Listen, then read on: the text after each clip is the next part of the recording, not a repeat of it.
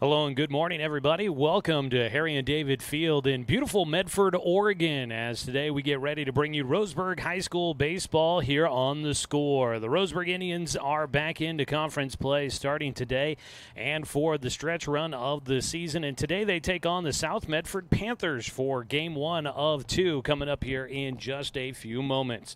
Roseburg looking to bounce back after a real tough loss on the road against South Salem earlier in the week. Their final non-conference game of the season did not go their way. A 13-0 loss in 5 innings. Not necessarily indicative of where this Roseburg team has been throughout much of the early portion of the season, but they'll try to turn it around and stay amongst the league leaders in the Southwest Conference as they take on the Panthers here today. It's Roseburg baseball streaming online at 541radio.com and here on The Score. It's great to have you with us here this morning as we get ready for a noon first pitch at Game 1 of today's doubleheader. I'm Joey Keyran. Great to be with you here on this beautiful Saturday here in the Rogue Valley as the sun is shining. Plenty of clouds off in the distance, but overhead right now, plenty of blue sky.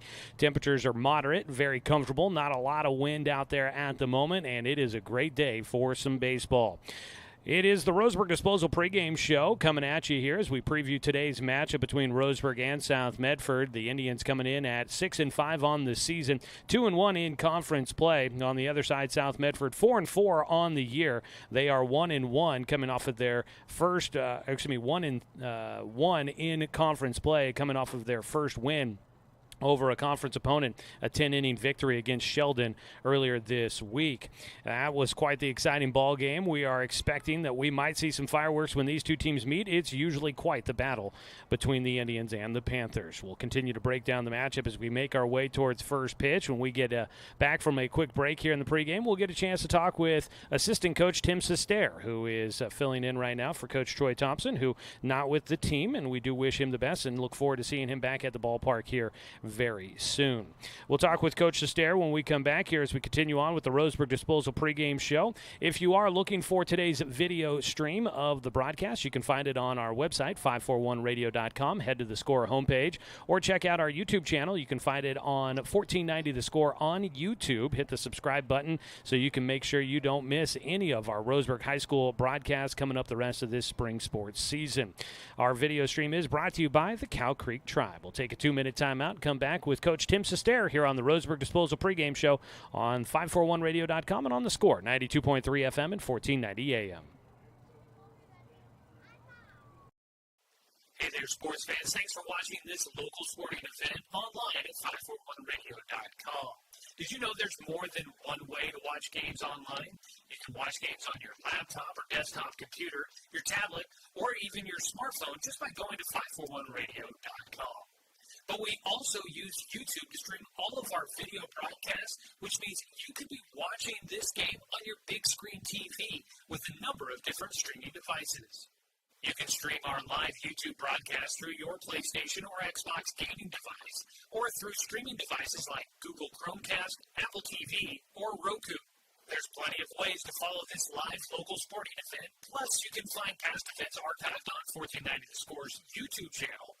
Find us on YouTube and subscribe today to keep up with the latest in local sports coverage.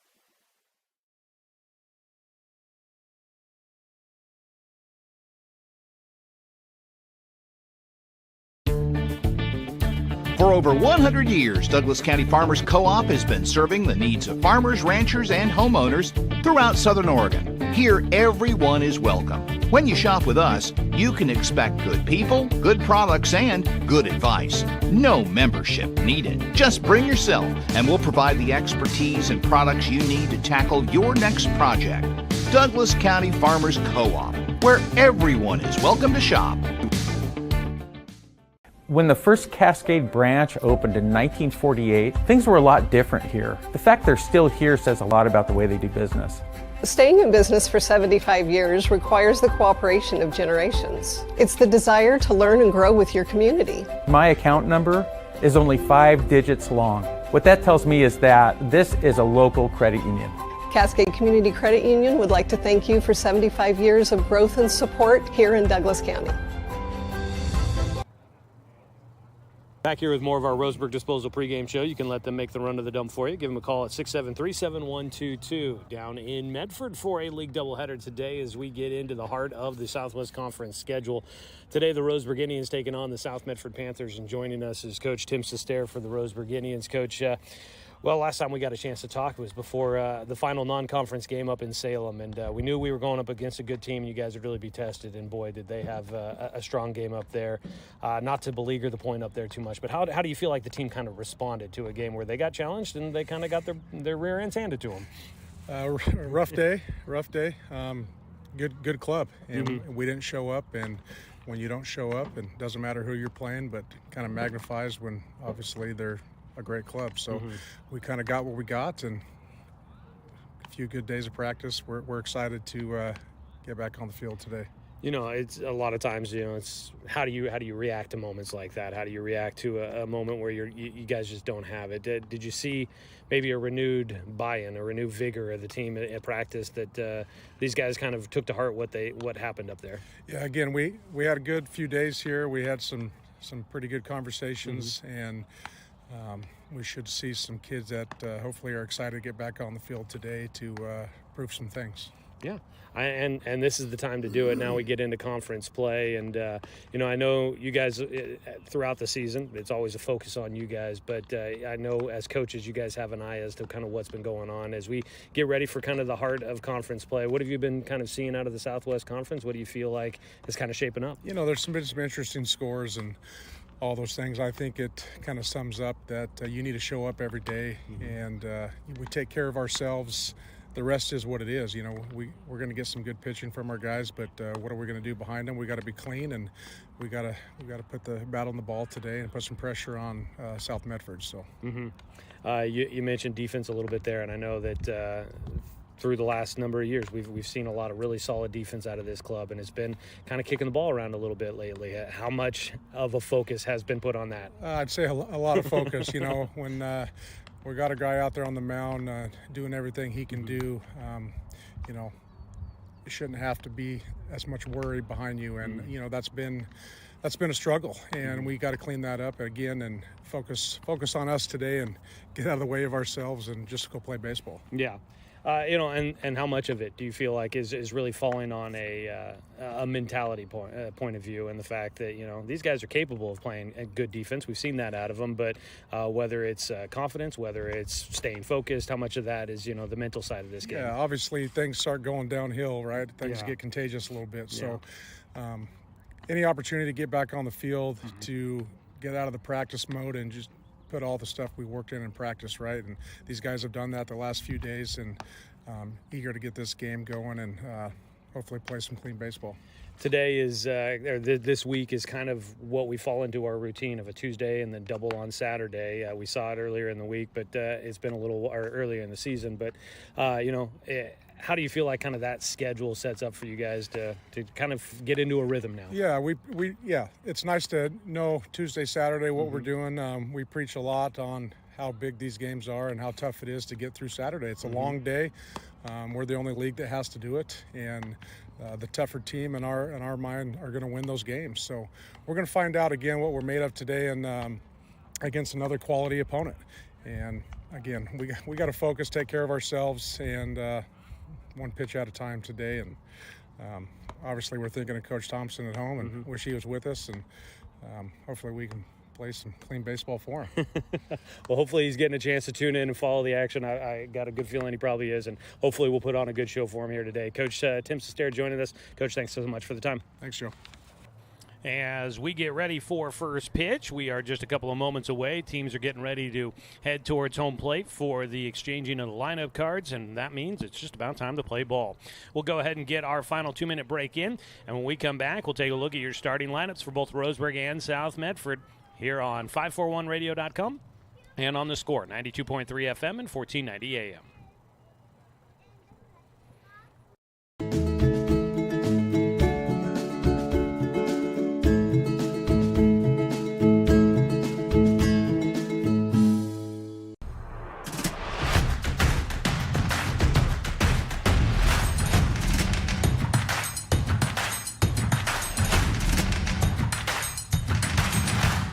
Mountain Mike's. Pizza the way it ought to be. Are you an enthusiastic sports fan? Want to have fun and get in on the action? Heck yes, that'd be awesome. Have great attention to detail? Want to stay active? Definitely. Want to give back to the student athletes in your community? Obviously, yes. Then you'd make an excellent high school sports official. We need more officials in Oregon, because with no high school officials, there are no high school sports. Sign up today at highschoolofficials.com. Do I have enough money put away to retire? Plan for your future with confidence.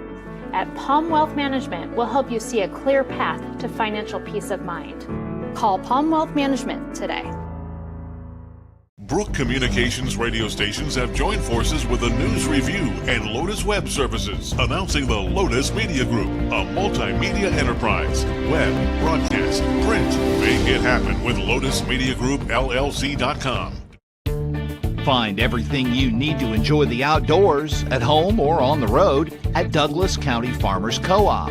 Our garden center has what you need to create an oasis at home, from patio furniture to plants and everything in between. And whether you're barbecuing at home or tailgating at the game, we stock the best products from Yeti, Traeger, and Weber. Stop by or shop online at DouglasCountyFarmersCoop.com.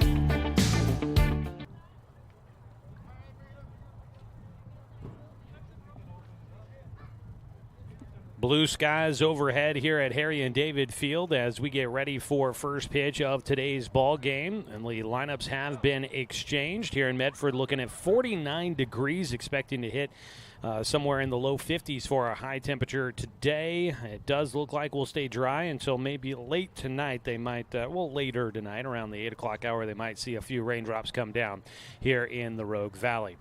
Before we get to your starting lineups, let's go ahead and pause real quick, 10 seconds for station identification. This is Roseburg Baseball here on The Score.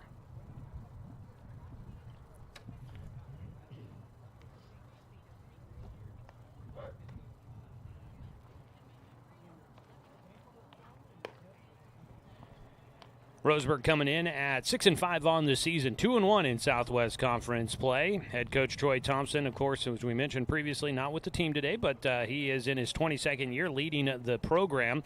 The starting lineup for the Indians here today will have Brooks Avery leading things off, the shortstop at the top of the lineup, followed by today's catcher, Paxton Burke, will be behind the plate for the Indians. Dane St. Clair in center field will bat third, followed by the pitcher, Jake Johnson, batting cleanup. In the fifth spot is Brevin Harrison in right field, followed by Camden Hartzell, the first baseman. Batting seventh and playing at third base is Cash Richardson. Caden Austin at second base will bat eighth, and Heath King is in left field. He will bat in the 9 position, rounding out the starting 9 for the Roseburg Indians. Defensively for Medford here today, South Medford will have on the mound for them. That is right-hander Evan Roden, who is a transfer from Ashland. He'll get the baseball. He's 1-1 on the year so far, 10 innings worked. He's got a 2.10 ERA, 14 strikeouts, 2 walks in his time on the mound for the Panthers.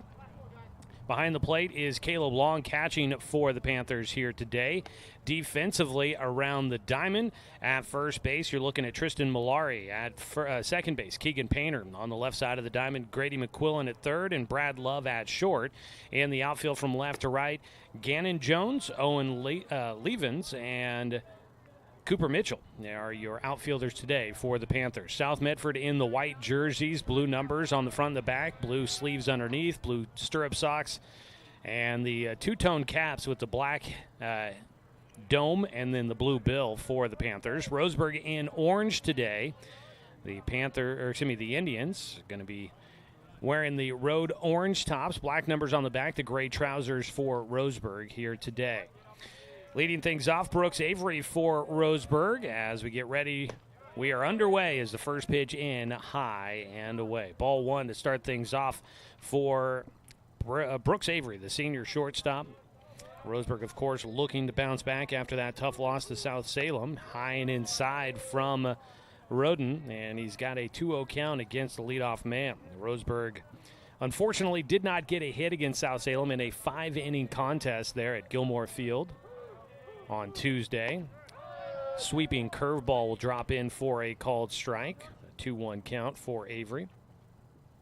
In 5 innings, Carter Nelson for South Salem threw a perfect game. 15 up, 15 down against Roseburg on Tuesday. Another breaking ball in for a strike. And it's a 2-2 count for Avery.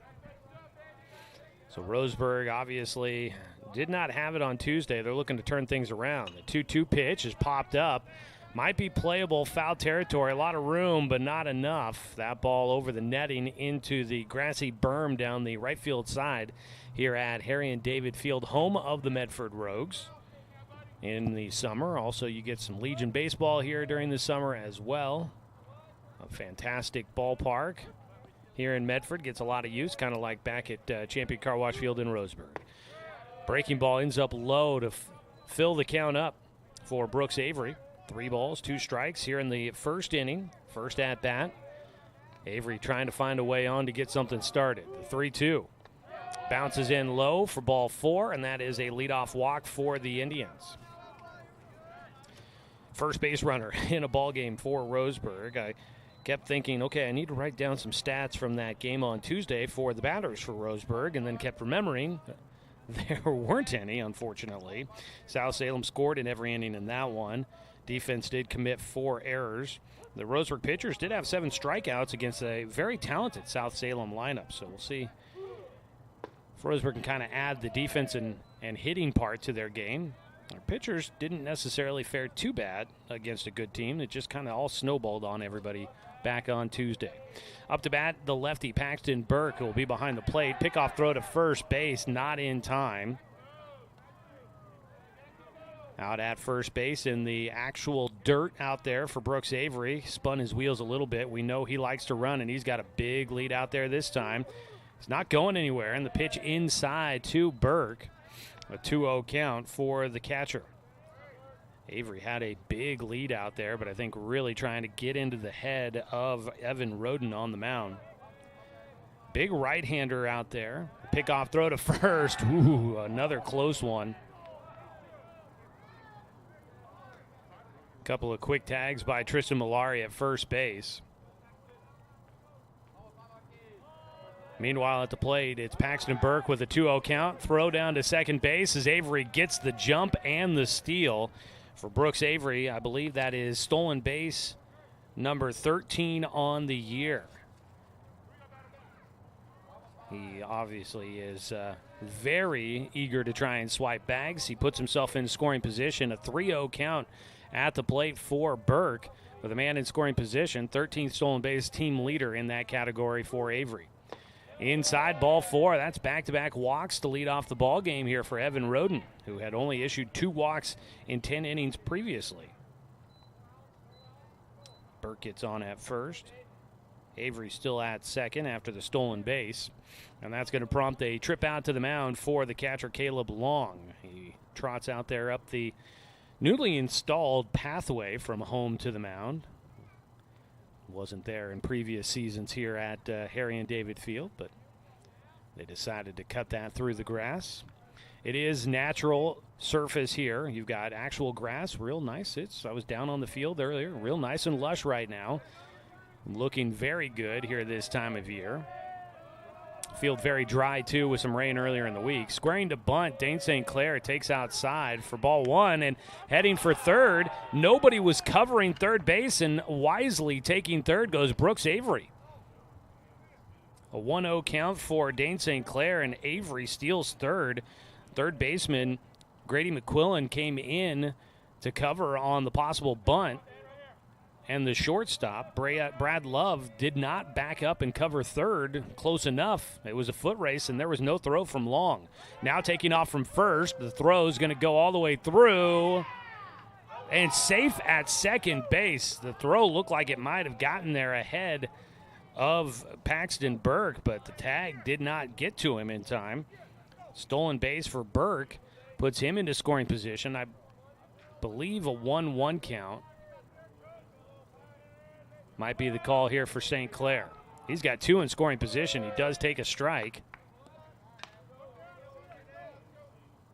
See if the umpire will help us out. Yeah, 1 ball, 2 strikes with nobody out. Runners at second and third right now for the Indians. St. Clair, another lefty at the plate.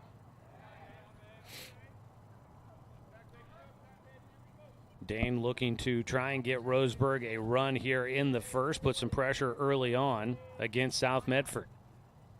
Grounds one up the middle. It's going to go to short, picked up by Love. He'll throw to first. It'll be an RBI ground out for St. Clair. Put the ball in play. Give yourself an opportunity. Roseburg gets 1 run in. Avery trots home, and Burke goes up to third. Early 1-0 lead for the Tribe. Really not a lot of options there for Love at short to do anything other than to try and get the out at first base. So 1 run in. Roseburg still without a hit here in the first inning. There's 1 out, and up to bat will be Jake Johnson, today's starting pitcher for the Tribe, looking to help his own cause. He takes on the inside corner.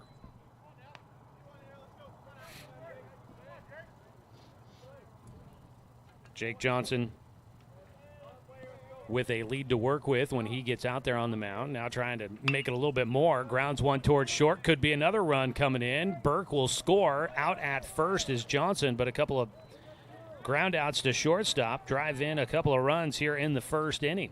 It's 2-0, Roseburg in front. Still without a hit here in the first, but those early walks by Evan Roden end up resulting in a couple of runs. Leadoff walks. Ooh, that's a stat that every coach hates to see. A pitch in just a bit high for ball 1 to Brevin Harrison, who bats 5th for Roseburg. Stands in with 2 outs and nobody on base.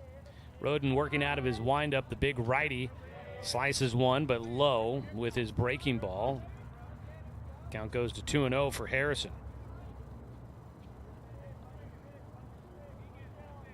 Glove in front of the face for Roden as he winds and fires. That ball lifted towards right center. Might have a chance. Out of the reach of Owen Levins. He ends up laying on the ground. Harrison into second, standing up. A 2-out double for Brevin Harrison, and he gets Roseburg a base runner and their first hit.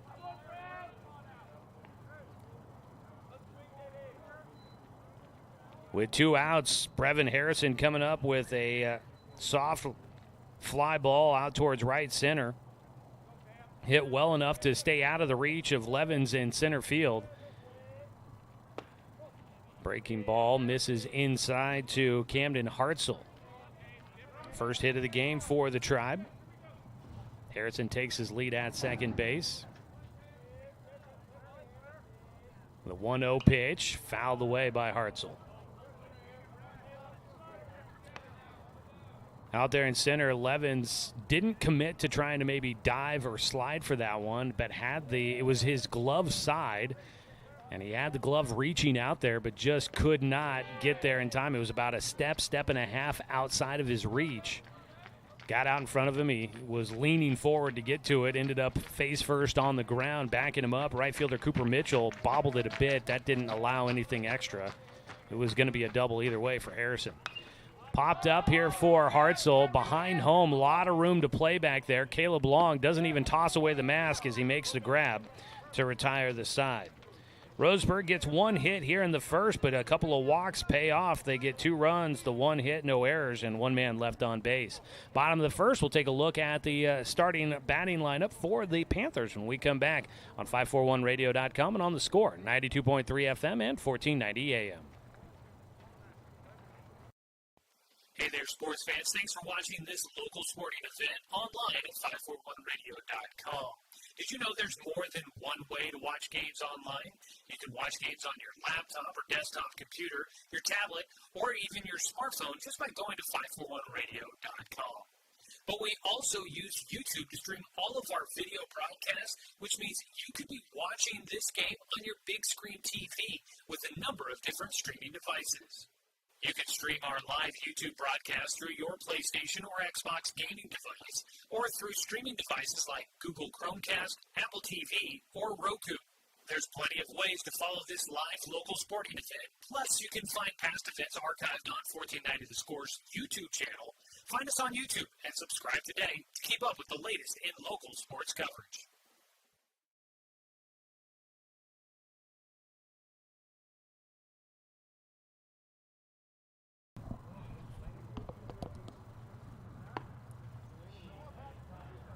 Bottom of the first inning, let's take a look at the starting lineup for the South Medford Panthers.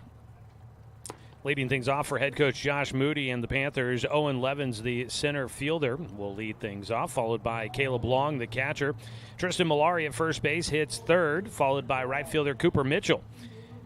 Batting fifth and starting at third is Grady McQuillan. In left field, Gannon Jones will hit sixth. Batting seventh and playing at second base is Keegan Painter. Landon Rutgers is the DH. He'll bat eighth for starting pitcher Evan Roden. And Brad Love is the shortstop, batting ninth.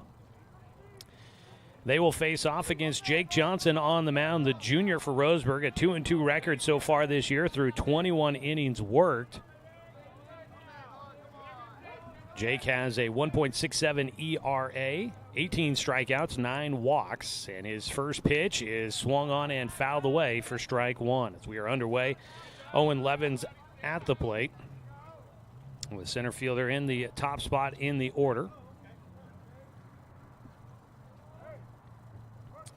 Behind the plate, catching for Roseburg today is Paxton Burke. First time I've seen him back there here today. Not sure if he's gotten any other opportunities, but he is relieving Amos Bowers back there, who has been back there for most of the games, pretty much every game I've seen so far this year for Roseburg. Burke back there receiving the baseball. Quickly an 0-2 count here for Johnson. Ground ball towards short. Brooks Avery with time, and a strike across the diamond to Camden Hartzell at first. There's one away on a routine ground ball to start things off here in the bottom of the first inning. So one down, up the bat, Caleb Long. Looking around the diamond for Roseburg, it is Camden Hartzell at first. Caden Austin starting at second today with Burke behind the plate. On the left side, Cash Richardson at third and Brooks Avery at short. Breaking ball drops in but just misses inside for Johnson. In the outfield from left to right, Heath King in left field today. Dane St. Clair in center and Brevin Harrison in right. Defensive alignment moved around just a little bit as a pitch low. A 2-0 count here for Long. 2-0 delivery. Line drive right at the third baseman. Cash Richardson there for the play. Absolute laser shot. Right at Cash Richardson there at third base. Boy, that one sharp off the bat. There's two down.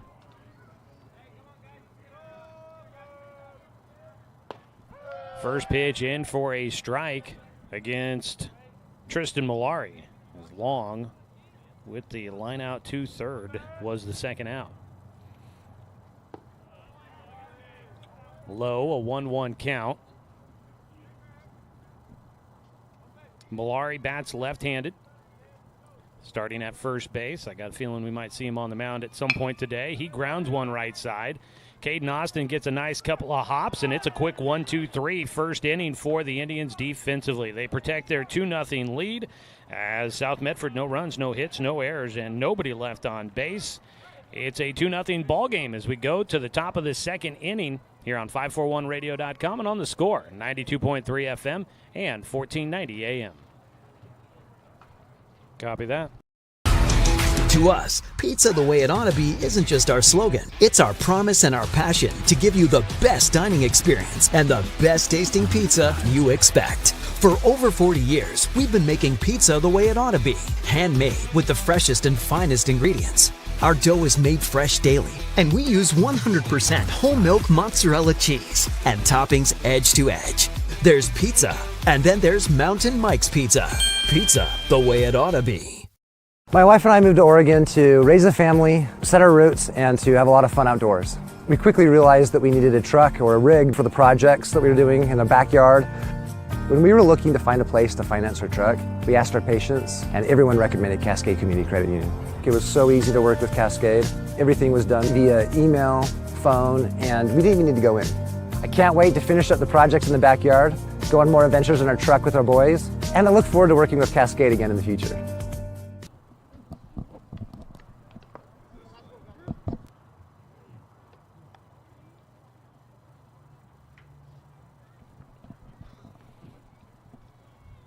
Through one inning, it is 2-0. Roseburg in front. Today's game brought to you by Barnes Heating and Cooling, your complete energy company. Visit barnesheatingandcooling.com or give them a call at 541-459-1545. Roseburg had 6 hitters at the plate in the first inning, so we'll have the 7, 8, 9 hitters coming up here. Cash Richardson will lead things off for the Tribe, leading 2-0 over the Panthers. Evan Roden on the mound trying to settle in. First pitch is inside. That's not going to help the cause. He will put Richardson on as he gives up a leadoff hit batter. Just the third of the season for Roden. And Roseburg once again gets a leadoff man on without a hit. Avery and Burke walked to start things off in the first. Both eventually came around to score. Now Richardson will get on with the hit by pitch. Looking to bunt and move the runner over. Caden Austin will foul off the first pitch. That one goes all the way back to the netting behind home. Roseburg, good start. Good way to put the last game out of your memory. As a pickoff throw to first will not be in time.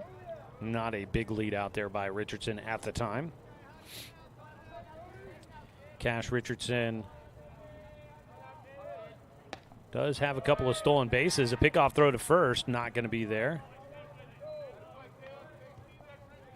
Let's see here. Richardson, 3 stolen bases on the season. Takes a decent lead out there. Just to the edge of the cutout, and a pickoff throw to first gets away, and that is some of the dangers. That came back to haunt South Medford in the game against Sheldon on Tuesday. Looking to get 2 bases. Into third goes Richardson. So that'll be an error on the pitcher, and it'll be a 2-bag error as Richardson goes all the way first to third. And much like at Champion Car Wash Field, there's a lot of territory and foul territory that if the ball gets by the first baseman, it's a lot of room to run and gives the runner an opportunity to try and get 2 bags as Richardson did there. Pitch outside, 1-1 count for Caden Austin. First error of the ball game. The 1-1 from Roden. In for a strike. Scoreboard saying 2-2. I might have been a pitch behind there. We'll go with that. 2-2. Beach doesn't make mistakes. That ball flared right side. Could be good enough to bring home another run. Tagging, heading for home. The throw gonna beat the runner. Great throw from right field by Cooper Mitchell. Cash Richardson tagged out at home. Coach Sestair sending him there, and that's a double play. Austin will not get credit for a sac fly, and Roseburg will miss out on the scoring opportunity. First pitch low and inside to the left-handed hitting Heath King. That's unfortunate, but boy, what an absolute rifle from Mitchell out in right field. That ball popped up foul out of play. Wasn't hit very deep. And Richardson that was a long way to go, and he was beat by a good amount. 2 strikes now against Heath King. Roseburg starts things off with a hit batter. An errant pickoff throw got him a man to third with nobody out, and now suddenly they are facing a quick second inning. King goes down looking as he takes a strike on the outside corner. First punch out for Evan Roden. And Roseburg will have a 1-2-3 inning of sorts. Man gets on, but a double play helps wipe off the runner. Roseburg without anything here in the second. We'll go to the bottom of the second. Indians still in front by a 2-0 margin here on 541radio.com and on the Score, 92.3 FM and 1490 AM. At Douglas County Farmers Co-op, we want your four-legged friends to be healthy and happy. That's why we stock a carefully curated selection of pet, equine, and livestock supplies. From the premium foods your pets crave to grooming and show supplies that help you shine in the show ring, you'll find it at Douglas County Farmers Co-op. Our knowledgeable staff are here to help with those tough pet and livestock care questions. Stop by or shop at DouglasCountyFarmersCoop.com. I've always handled my own finances, but I need help. Get a better understanding of your finances. At Palm Wealth Management, we care about your priorities and help restore financial security. Call Palm Wealth Management today.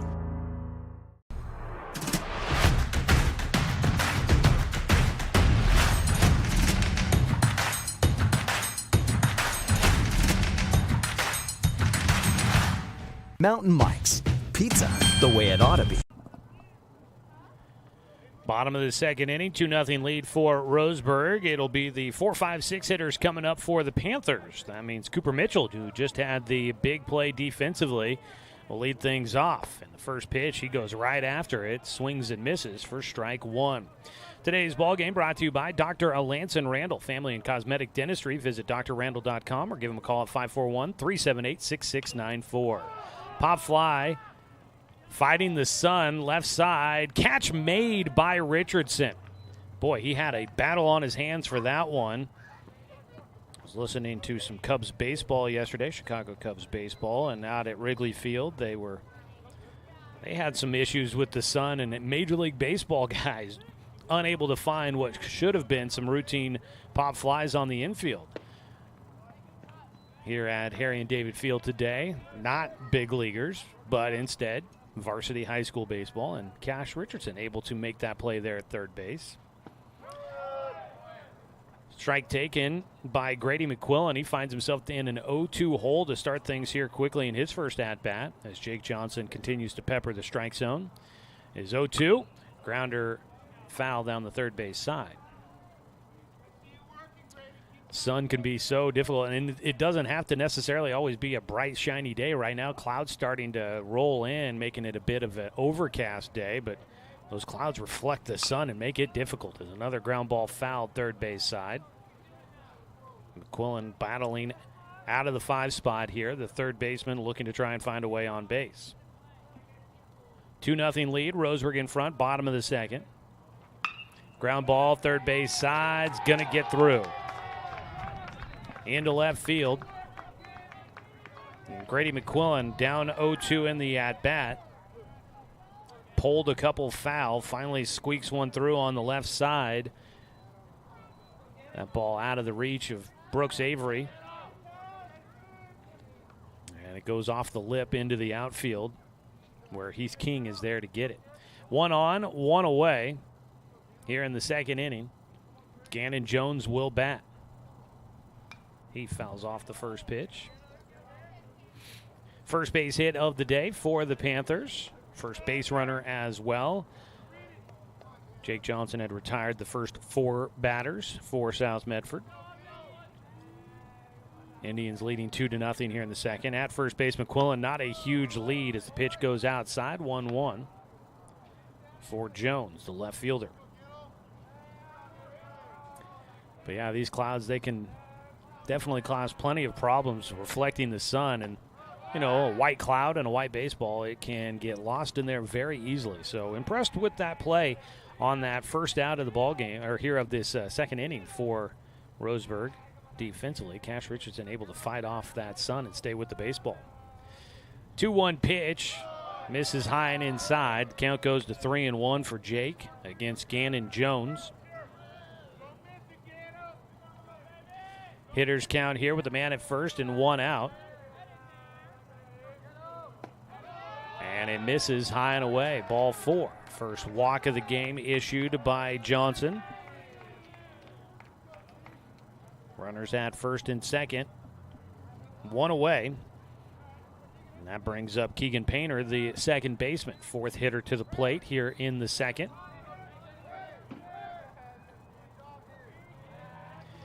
Keegan Painter bats from the right side of the plate.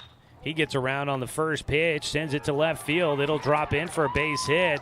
King is coming up throwing, throws all the way to the plate. It was offline a bit, but it does get the runner to head back to third, and the bases are loaded with 1 away. Keegan Painter chopping at the first pitch, a soft liner into left field, down the line a bit.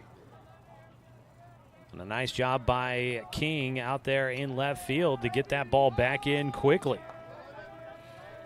That'll set up Landon Rutgers, the DH, batting in the 8th spot for starting pitcher Evan Roden. He takes the first pitch for a strike. Right now the wind not blowing, but earlier it was blowing out to left field. Strike 2 taken on the outside corner at the low end. Rutgers, he only has one at-bat prior to this season. Fouls it off here to stay alive on the 0-2 count. Rutgers 0 for 1 on the year in his only other at-bat. He's batting here with one out and the bases loaded. The 0-2 pitch swung on and missed. And a big strikeout there for Jake Johnson. It's his first of the day. All strikeouts by Roseburg pitchers are brought to you by Chris Hubbard State Farm Insurance. When disaster strikes, it's good to have someone you can trust on your side. Call Chris with State Farm at 541-672-3301 or visit chrisinsures.com for a quote today. First pitch, swing and a miss for Brad Love out of the 9 spot. Brad Love, I believe, a call-up from the JV team to fill in for Kyle Cope, who's out injured, the first-team All-League infielder. Outside, a 1-1 count. Love, actually not even on my roster because they probably didn't add him after the call-up. Fouls it away. I believe a sophomore, if I'm not mistaken. I remember reading about him in the story on the RV Times. I believe a sophomore. Got called up as Kyle Cope, the junior shortstop, all-leaguer last year, out with a forearm fracture that they suffered over spring break. Pitch low, 2-2 count here for the 9-hitter Brad Love. Big moment for the Panthers, trying to get on the board, trailing 2-0. Bottom of the second with 2 down, runners on every bag. A 2-2 pitch coming for Jake Johnson, trying to wrap up things here in the second. Fouled back again by Love as he's trying to square it up. So Brad Love has gotten the opportunity to play here at the varsity level and start at shortstop with that injury to the man in front of him. He's got a big moment here, the 2-2. Strike 3, check swing. That breaking ball slices right in for a strikeout. Back-to-back punch-outs for Jake Johnson, and he finishes things off with the bases loaded here in the second. No runs on 2 hits, no Roseburg errors, and 3 men left on base. Big half inning there pitching for Jake Johnson. We go to the top of the third. Roseburg leading 2-0 on 541radio.com and on the score, 92.3 FM and 1490 AM. Turn your home into your dream sanctuary with help from Douglas County Farmers Co-op. For over 100 years, we've carried everything you need to keep your garden and crops green and growing, including a large selection of soil mixes, composts, fertilizers, and other soil amendments. You'll also find stones, boulders, gravel, and more to add structure and diversity to your yard. Stop by or shop at DouglasCountyFarmersCoop.com.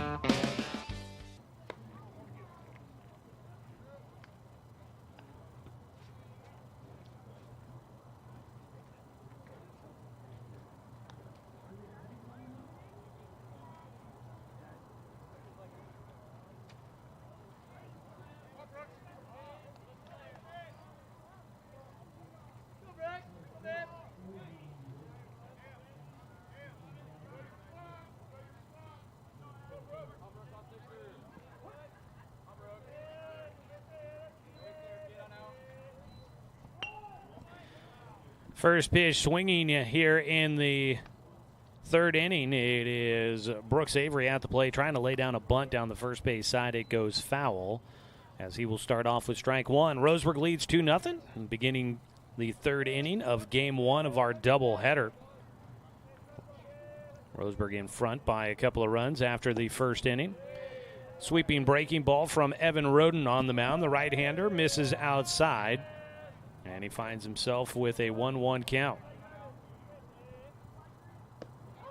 Strike taken, 1-2 count.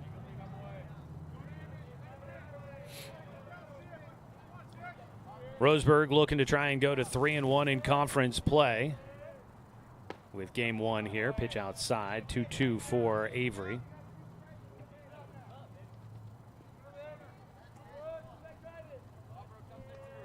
The 2-2 delivery. Grounder left side, picked up by McQuillan. Throw to first base on target. So makes the throw on the run to retire Avery. One away. Bring up Paxton Burke. Roseburg with just one hit so far in the ballgame, a double with 2 outs in the first inning by Brevin Harrison. He was left stranded at second base. 1-0 count to start for Burke, who got on with a walk and ended up scoring on back-to-back groundouts by Dane St. Clair and Jake Johnson. 2-0 pitch for Roden, who has not walked anybody since that first inning. Gets a swing and a miss out of Burke for strike one.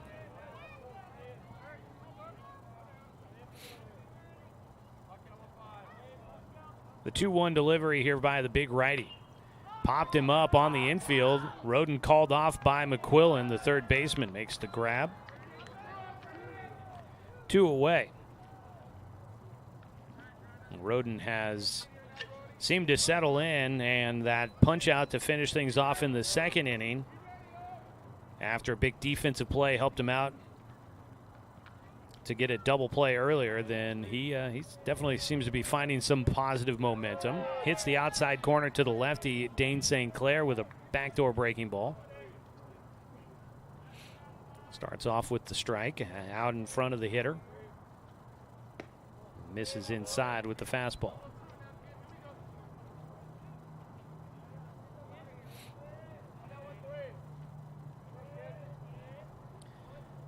Dane will take might have been a changeup on the outside corner.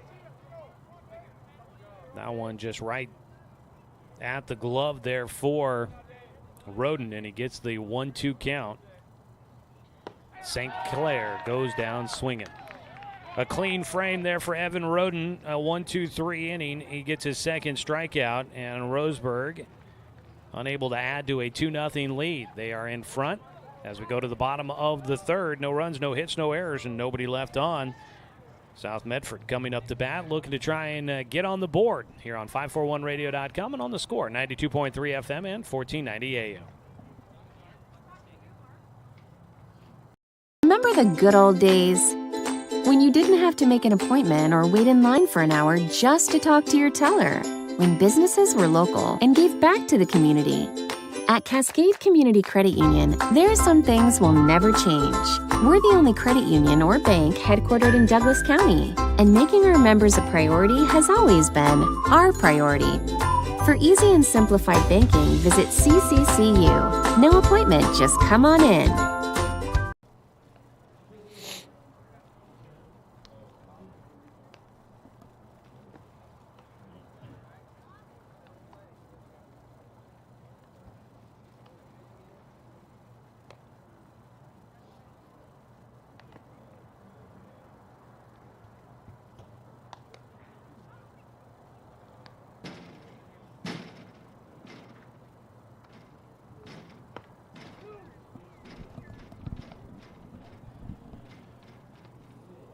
Clouds rolling in a little bit here at Harry and David Field in Medford. A little less sunshine than what we had been having, but it's still a nice day out at the ballpark, although temperatures have cooled off just a little bit. They were cool to begin with, but with the sun shining, it wasn't so bad. It's feeling more like the accurate temperature to what it feels like out here at the moment. We start the third inning, the temperature of the game, 2-0, Roseburg in front right now. And on the mound, Jake Johnson finished off the second inning with back-to-back strikeouts. He gets a swing and a miss out of the leadoff man, Owen Levens, to begin things here in the third. Back to the top of the order for South Medford. The 0-1 pitch fouled back. Levens grounded out to short to begin things in the first inning. Both teams go through 9 hitters through the first 2 innings. Do it in slightly different styles, but that's where we're at. Second time through the lineup for both clubs as we start the third. 0-2 pitch here out of Johnson as time called.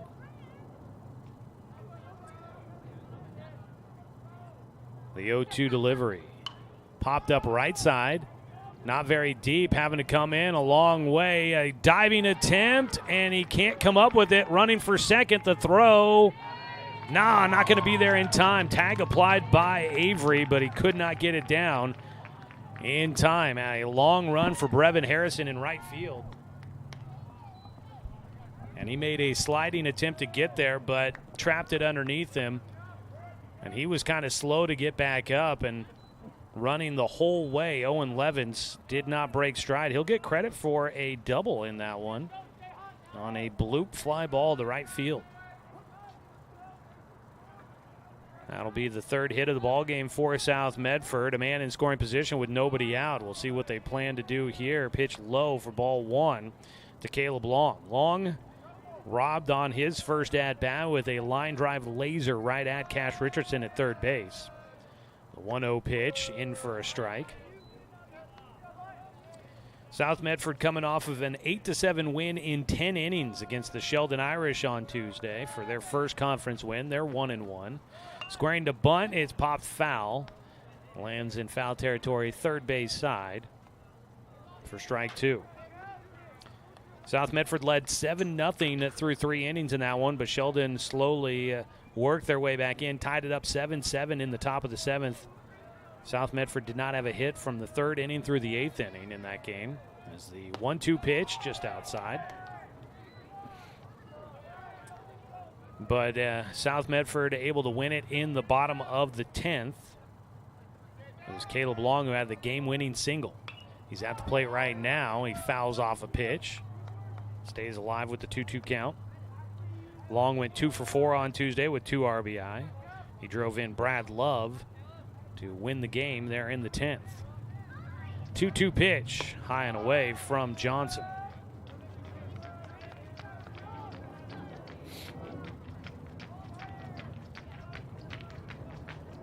Full count here, delivery for Jake with a man at second and nobody out. Pop fly.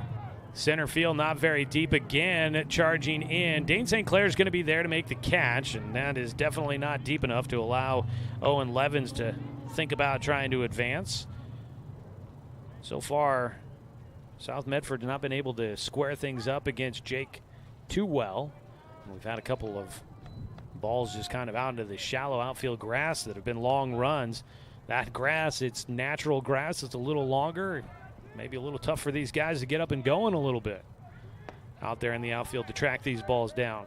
Pitch comes in to the lefty, Tristan Malari inside.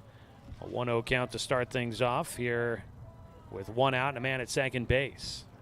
High and away from Johnson. Jake trying to pitch around a leadoff double by Owen Levens.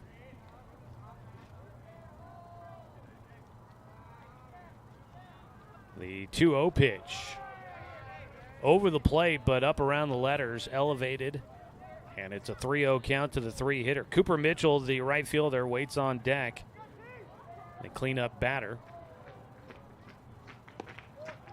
Malari takes a pitch low and inside for ball 4. Second walk issued by Jake Johnson.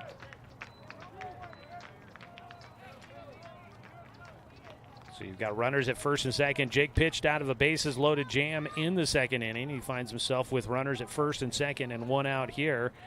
Ball on the ground to try and get a double play would be nice. First pitch to Mitchell. He takes for ball 1.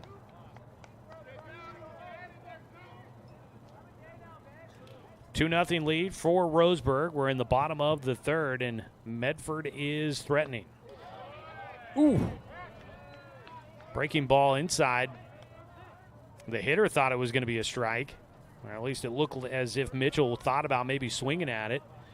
Laid off, and the ball drops on the inside edge. Apparently missing home plate, according to our umpire behind the dish. Jake Johnson against South Medford last year. He had 2 starts, went 13 and 2/3 innings. So he gets the ball to start out in the first game against the Panthers this year. First of 3. Ball fouled away on the 2-0 delivery. Mitchell with a Behind on that one, inside, fights it off right side, over the netting into the stands. Runners at first and second with one away. Another breaking ball inside. Sat on it some. Could not get the barrel on the inside pitch, and Mitchell fouls it back into the netting for strike two.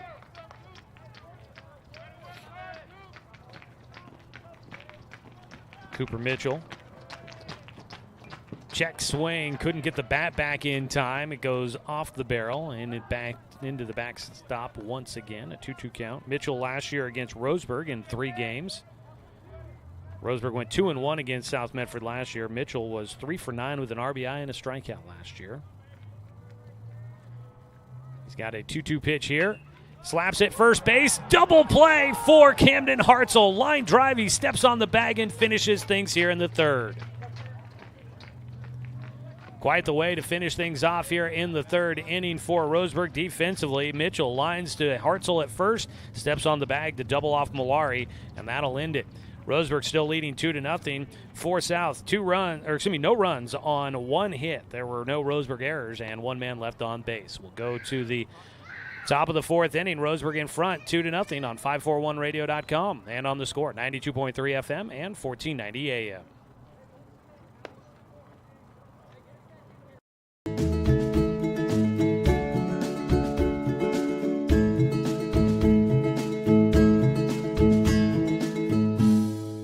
Brook Communications radio stations have joined forces with the News Review and Lotus Web Services, announcing the Lotus Media Group, a multimedia enterprise. Web, broadcast, print. Make it happen with LotusMediaGroupLLC.com.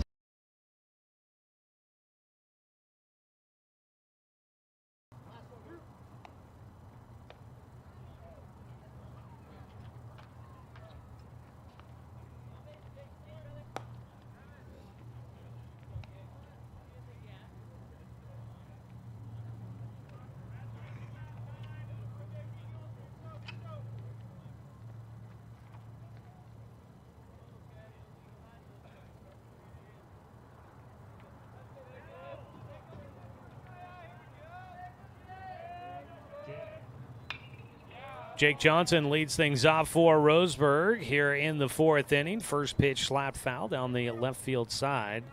Today's ball game brought to you by Chuck Swarman Family Auto Repair. Are you ready to go where life takes you? Game 1 of a doubleheader. Roseburg leading 2-0 against South Medford.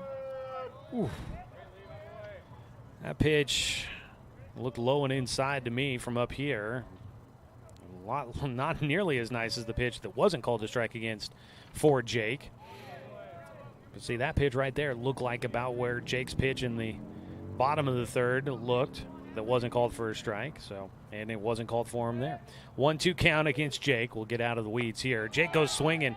Johnson will go down against Evan Roden, who has now struck out 3 batters here in the ball game. 1 away to start things off in the 4th inning. Brevin Harrison, the second baseman, will stand in. Brevin Harrison, the right fielder, will stand in. He has a double to his credit on the day. Takes well outside for ball 1. Here in the top of the 4th inning, Roseburg in front 2-0. Strike hits the inside corner at about mid-thigh. And Harrison with a 1-1 count.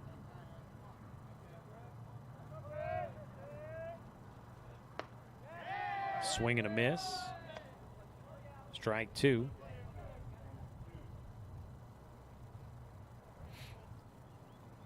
The 1-2 delivery outside from Roden. Well, Roseburg, as mentioned, went 2-1 against South last year in the 3 conference games they played. 2-2 delivery here.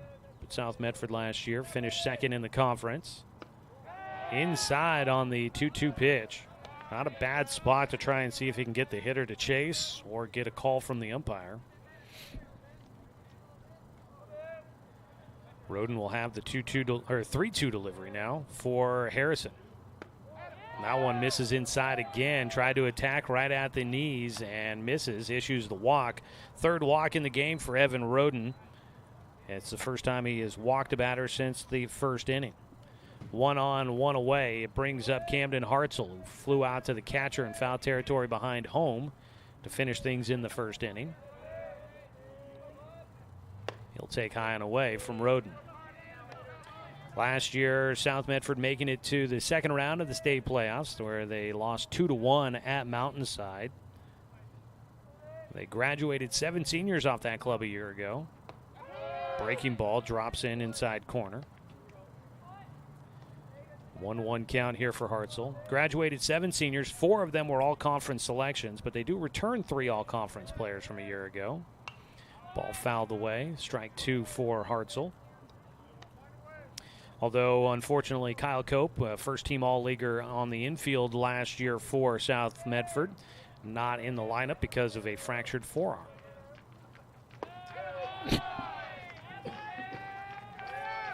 Frozen on a breaking ball. Hartzell goes down looking. There's 2 away on a couple of strikeouts here in the fourth for Roden. Brings up Cash Richardson. He was hit by a pitch to start things in the second. Pickoff throw to first base. Back in goes Harrison. Roseburg with just the 1 hit so far in this game. It was Brevin Harrison with a double in the first, but that came with the bases empty as Roseburg had already scored 2 runs.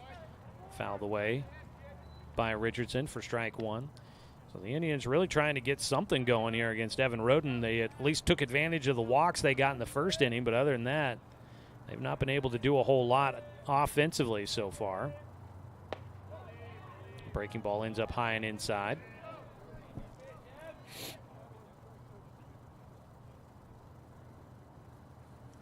Evan Roden, as mentioned at the start of the game, a transfer from Ashland, moving from a 5A school to the 6A program here at South Medford.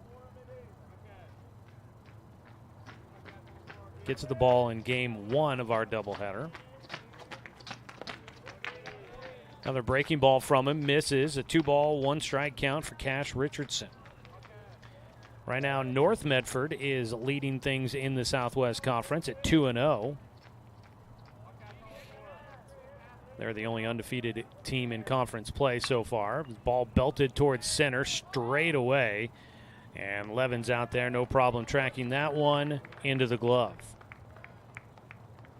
3 outs here in the 4th inning. Roseburg, no runs, no hits, no errors, and 1 man left on base. Still leading 2-0 as we go to the bottom of the 4th here on 541radio.com and on the Score, 92.3 FM and 1490 AM.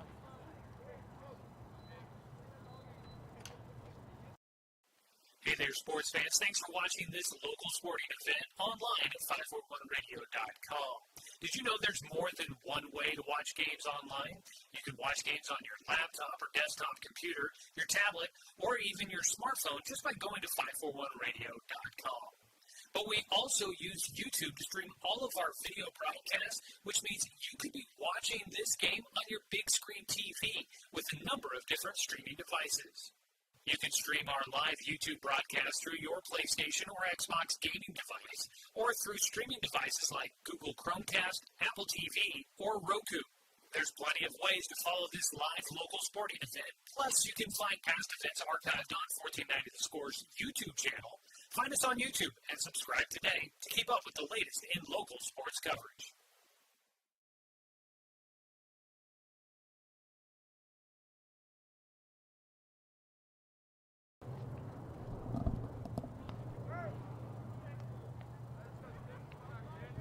Bottom of the 4th inning, brought to you by Flyaway Travel. Contact the travel experts at Travel Leaders Flyaway Travel and make sure that you have an agent in your corner. Call 541-672-5701.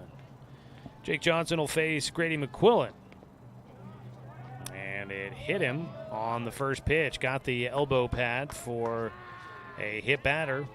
5th hit batter of the season for Jake Johnson. First on the day today. Both pitchers have put a man on that way so far. So that puts a runner on at first with nobody out. Grady McQuillan had a hit back in the 2nd inning, so he's been on base twice. Jake now will face Gannon Jones and misses high for ball 1. Checking in on Roseburg softball. They are at South Medford for a doubleheader today as well. And South Medford taking a lead. Bottom of the fourth, it's 2-1. South in front of Roseburg in that one. High and inside, 2-0 count for Jones. Gannon Jones drew a walk in his first at-bat in the second. 2 balls, no strikes. With a man at first, nobody out. Johnson will get a strike call on the outside corner. Gannon Jones, last year against Roseburg, 1 for 3 with a strikeout over the 3 games. Was not an everyday player last year with a senior loaded team. Ground ball fouled first base side.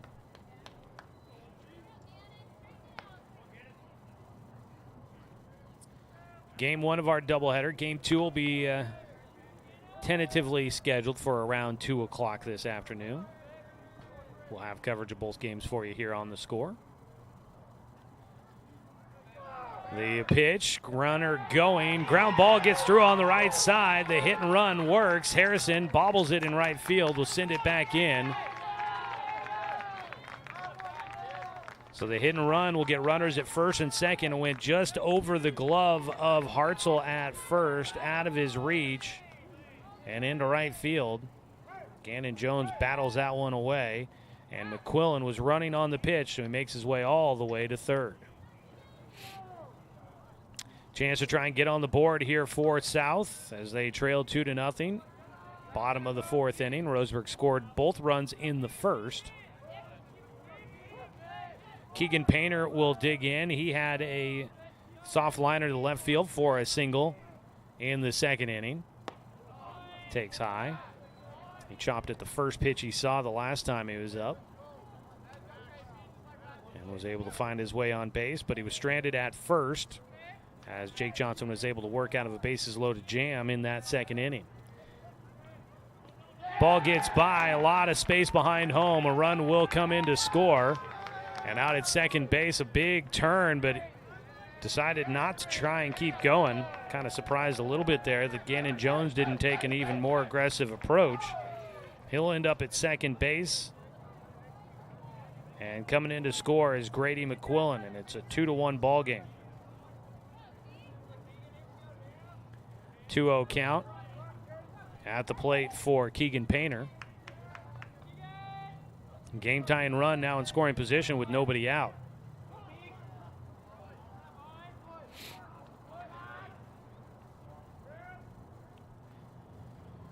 Painter, RBI opportunity. Will take a strike for a 2-1 count.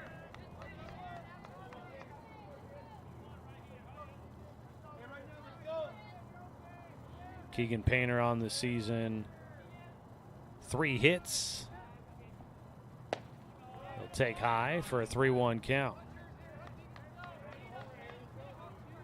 Painter looking for his 3rd RBI of the year as well.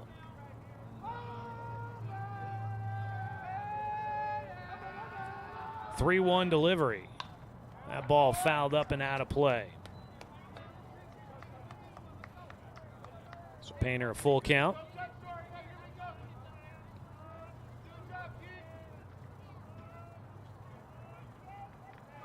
On the mound, Jake Johnson trying to find an out here.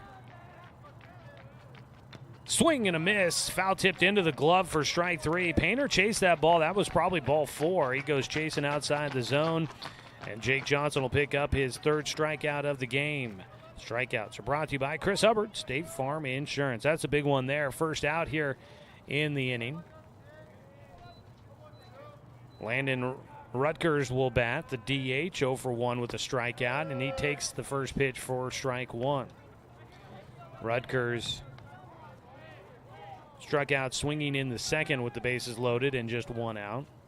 He hits here with the man at second base. Slaps at first base side. It's picked up by Hartzell. He'll make the play at first and turn to look back as Gannon Jones advances to third on the ground out.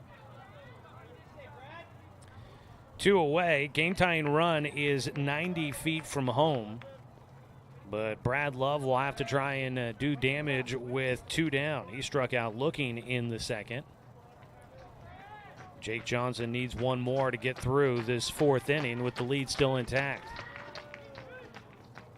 First pitch is fouled down the right field line.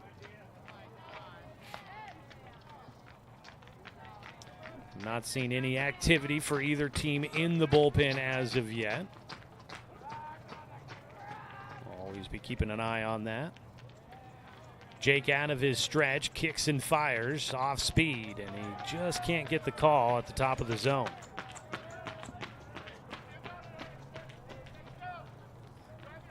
Brad Love with a 1-1 count.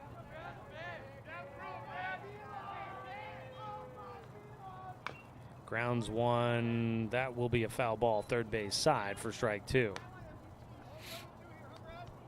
Just thinking about back in the day, that was probably mid-2000s, the battles between Kyle Singler and Kevin Love.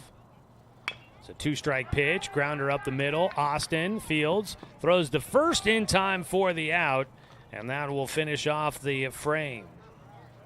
One run comes in for South Medford, but they leave the game-tying run at third. One run, one hit, no Roseburg errors, and the one man left on. It is 2-1 as we go to the fifth. Maybe share more of my thoughts about that whole conversation I just started there before the final out. We'll come back after a 1-minute timeout. Top of the fifth when we return. 2-1, Roseburg in front on 541radio.com and on the score, 92.3 FM and 1490 AM. To us, pizza the way it ought to be isn't just our slogan. It's our promise and our passion to give you the best dining experience and the best tasting pizza you expect. For over 40 years, we've been making pizza the way it ought to be. Handmade with the freshest and finest ingredients. Our dough is made fresh daily, and we use 100% whole milk mozzarella cheese and toppings edge to edge. There's pizza, and then there's Mountain Mike's Pizza. Pizza the way it ought to be.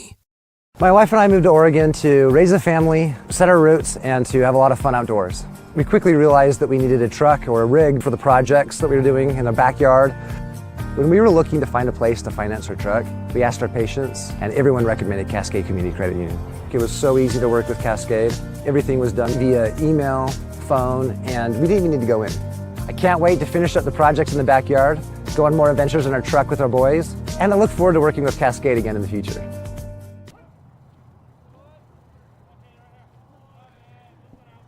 8-9-1 hitters coming up for Roseburg as Caden Austin will stand in, takes the first pitch outside for ball one. Top of the fifth, Roseburg leading 2-1 over South Medford, game one of a doubleheader. Low and outside, 2 balls and no strikes. Joey Keyran here with you. Today's game brought to you by Fisher's Hearth and Home, serving Douglas County for over 30 years with the largest selection of wood, gas, pellet, and electric stoves and fireplaces. Strike on the inside corner for Austin, who finished things off with a put out at first base. Austin will take for a 3-1 count.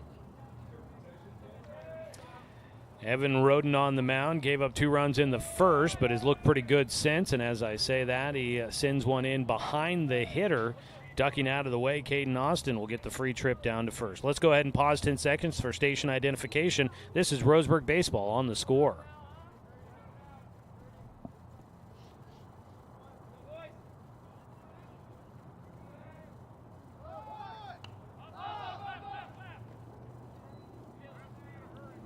Heath King, the 9-hitter at the plate, tries to lay down a sac bunt, pops it up foul down the third base side towards the South Medford dugout for strike one. At first base, Caden Austin. King squares the bunt again. Will take it low and outside for a 1-1 count. Heath King 0 for 1 in the game, struck out looking in the second. 4 walks total in the ballgame for Evan Roden. Puts the leadoff man on base for a third time. Fires over to first, but not in time to get Austin. 1-1 count for the 9-hitter King. Again showing a bunt.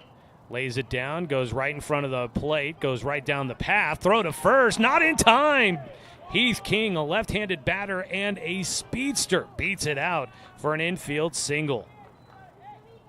Caden Austin up to second base. So a base hit, just the second of the game for Roseburg, and we go back to the top of the order where Brooks Avery will try to get his first hit in the game. I was thinking about it at the start of the game about how that base path from home to the mound might help with bunts to just funnel it right to the pitcher, and that's exactly what it did, but it didn't really help out the pitcher. As a pop fly on a bunt attempt goes into the netting behind home for strike one to Avery. They've got the first baseman, Malari, drawn in on the infield grass. Third baseman, Grady McQuillan, staying home. 0-1 pitch, a look back to second base.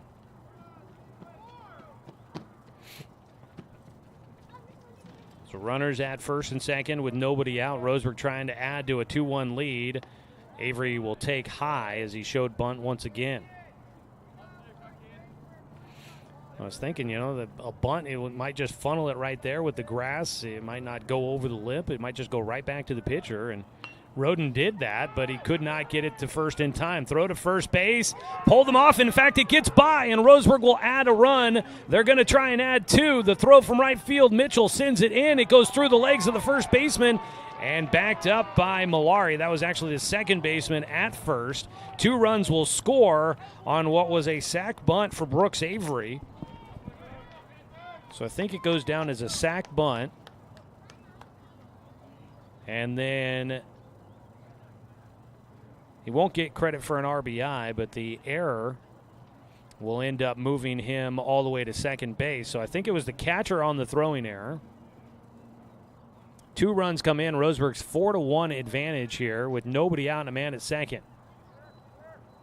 Squaring to bunt again, and it's Paxton Burke fouling one into the net. The last 3 hitters now have all tried to bunt the first pitch, and they've all been popped foul to the backstop. So Caden Austin will score on the throwing error, and so does Heath King.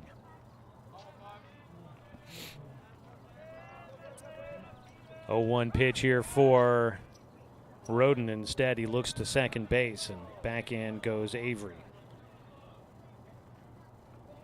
So 1 error cost South Medford 2 runs and could be more as a pitch in for a called strike to Burke.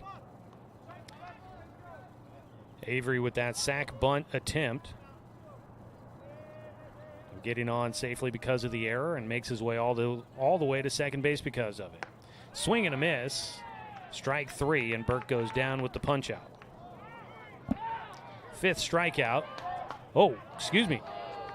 I look down to right into my scorebook, and you should never take your eyes off the field when Brooks Avery is out there on the bases. He steals 3rd in the process.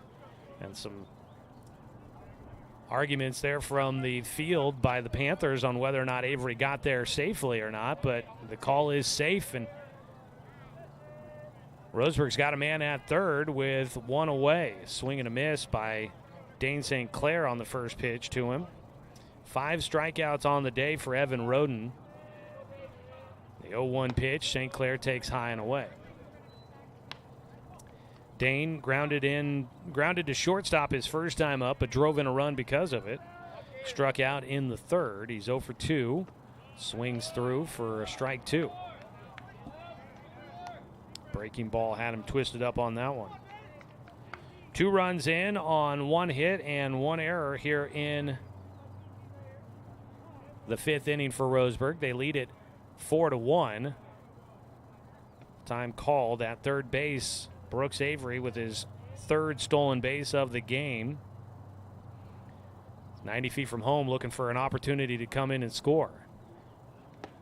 Swing and a miss, and that will help out South Medford. That is strikeout number 6 for Roden. And there's 2 down here in the 5th, and the defense can back up a little bit. They had everybody in on the infield grass, trying to cut off a run at home. 2 down, Jake Johnson, who struck out in his last at-bat against Roden. Will look to try and do some damage with 2 outs. Fouls off the first pitch. Jake last time at the plate had the strikeout swinging. He grounded out in the 1st and drove in a run as well. Breaking ball settles on the inside corner for a strike. Jake's down 0-2.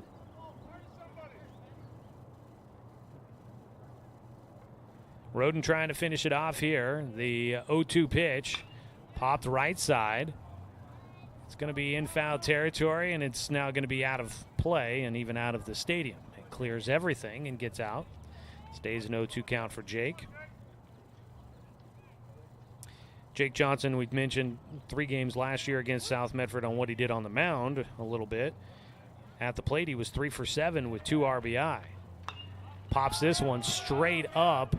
We'll see if it's playable for Long behind home. He will track it and make the catch. Catcher's had a couple of them behind home so far today. Roseburg will send 6 hitters to the plate. They capitalize on an error to score 2 runs. 2 runs come in, 1 hit, 1 error, and 1 man left on base.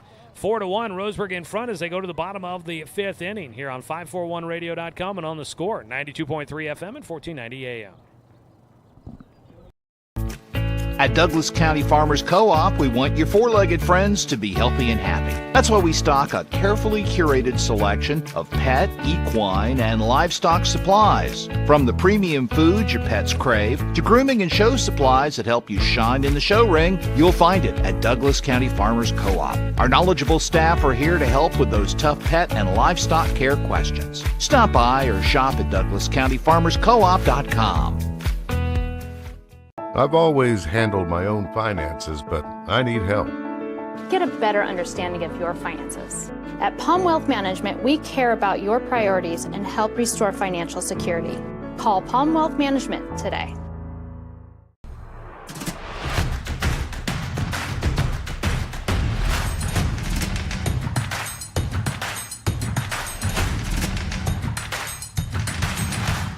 Mountain Mike's, pizza the way it ought to be.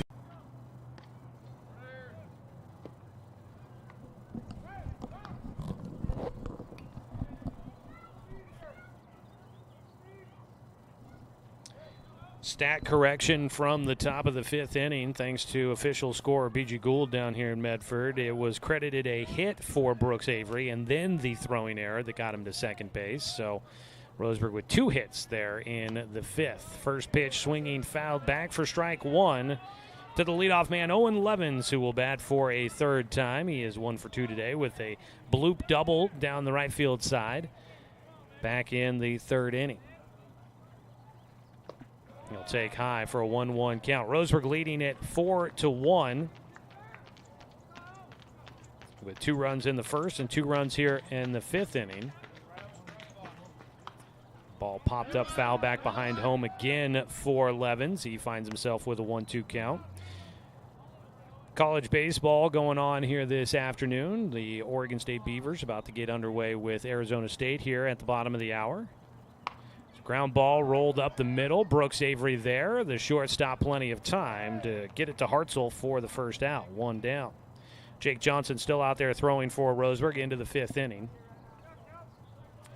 Caleb Long will step in. Long 0 for 2 on the day. Flew out to center his last time up.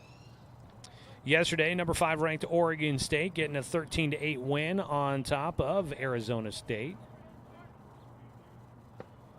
Strike on the outside corner for Long. In that game, Travis Bazzana hits his 34th career home run to tie the career home run record at OSU. Swing and a miss by Long for strike 2. Bazzana has been an absolute monster this year for the Beavers, and he hit another leadoff home run yesterday. I think 14th of the year maybe as a ball popped up. That might be playable, foul territory. The catcher, Burke, couldn't hang on to it. Popped out of his glove as he tried to make a basket catch right up against the screen. So he'll have an 0-2 count. Still does Caleb Long, who has made a couple of catches in foul territory behind home with the catcher's glove. He'll head back to the plate with the 0-2 count. So yesterday, the Beavers 13-8 winners. Number 20 ranked Oregon getting a 8-4 win yesterday against UCLA. The ball belted left side, well hit by Long. Tracking it, though, Heath King is there. That ball off the bat, I thought, uh-oh, that's exactly what you don't want to see. I was thinking to myself, on the dropped fly ball or the drop pop fly in foul territory, you think, oh gosh, you always hate to see a hitter then come back to make you pay for missing the out. And I thought the long might have done it there. He got around on that one pretty good, but Heath King's got great speed in the outfield. He tracks it down nicely, makes the catch. There's 2 down. First pitch fouled away. Tristan Malari with the 0-1 count to start. The Ducks yesterday, this was really fascinating to me, and maybe I'm the only one, but yesterday was quite the day for the in-state college programs. It's a pitch outside, 1-1 for Malari. I mentioned Bazana tying the career home run record at OSU. Well, Jacob Walsh hit a home run for his 31st career home run, and he ties the career record at Oregon as a ground ball up the middle for Malari will extend things here in the 5th. Malari gets his first hit of the game, and it's a 2-out single to put a man at first with 2 down, and Cooper Mitchell coming up to bat here in the bottom of the 5th. Mitchell 0 for 2 in the game. Last time up, lined out to first baseman Camden Hartzell. So kind of interesting that both Oregon and Oregon State had a guy tie the career home run record on the same day with a long ball. Pickoff throw to first by Johnson, not in time. So one of those interesting tidbits of trivia from yesterday's college baseball action. The Ducks are taking on the Bruins tonight at 6:05. You can find that on our sister station this evening. It's a pitch high and inside. 1-0 count for Mitchell. Tune in for Ducks baseball pregame starting at 5:45 tonight on News Radio 93.9 FM and 1240 KQEN. 1-0 pitch, called strike. And a throw down to first base on the back pick gets away. Up to second will go Malari.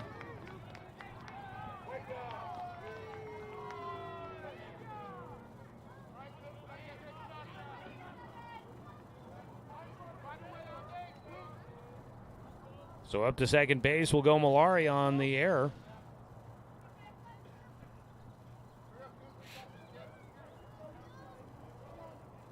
One count for Cooper Mitchell. Roseburg leading 4-1 here in the 5th. Mitchell swings through, big cut out of the cleanup hitter. 2 strikes. Jake Johnson trying to get through here in the 5th inning. Kicks and fires, gets him to pop it up right side. Not very deep. It's Hartzell trying to track it, and the first baseman's there for the grab in foul territory to finish off the side. The 5th inning will go complete. No runs on 1 hit, 1 Roseburg error, their first of the game, and you had 1 man left on base. We will go to the 6th inning. Roseburg leading this one 4-1 on 541radio.com and on the score, 92.3 FM and 1490 AM. Turn your home into your dream sanctuary with help from Douglas County Farmers Co-op.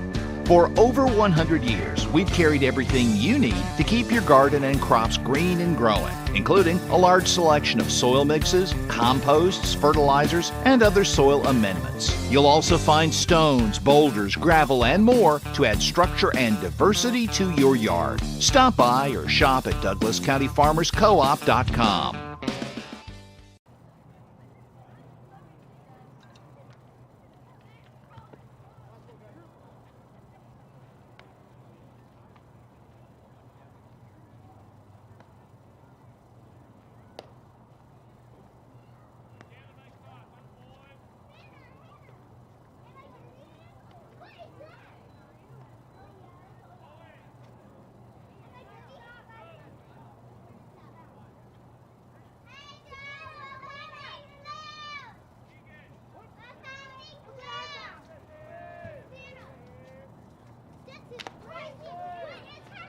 First pitch inside to Brevin Harrison as we start things here in the 6th inning. Still Evan Roden on the mound for South Medford. Roseburg leading 4-1. Harrison fouls off the pitch. 1-1 count. Today's game brought to you by DC Farmers Co-op, where everyone is welcome to shop. Roden fires in, ground ball third base. McQuillan knocks it down, has to stay with it. Throw to first will not be on line, and that will be an error at third base. On for a third time in the game is Brevin Harrison. Harrison batting in the 5 spot, has got a double, a walk, and now reaches on an error. That'll be the third error of the game for South Medford. Camden Hartzell bats. He's 0 for 2. He lays down a bunt first base side. Picked up by the pitcher. Throw to first just in time to get Hartzell, who was hoping for a different call. But he will get the sac bunt to move Harrison into scoring position.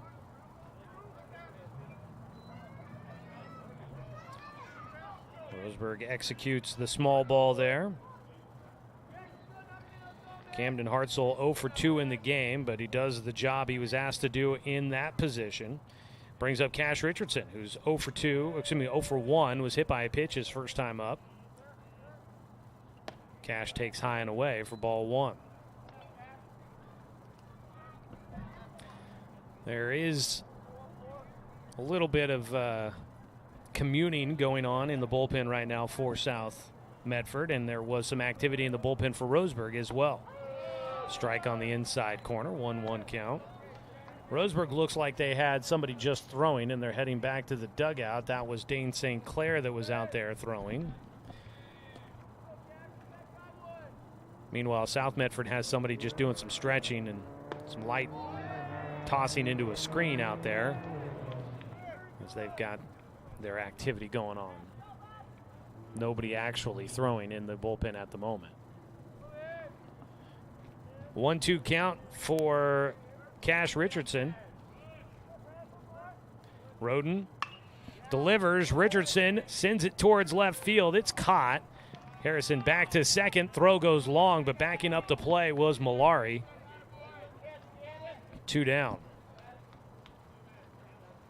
Richardson got around on that one, but playing in on him in left field was Gannon Jones, so he was in the right spot to make that play.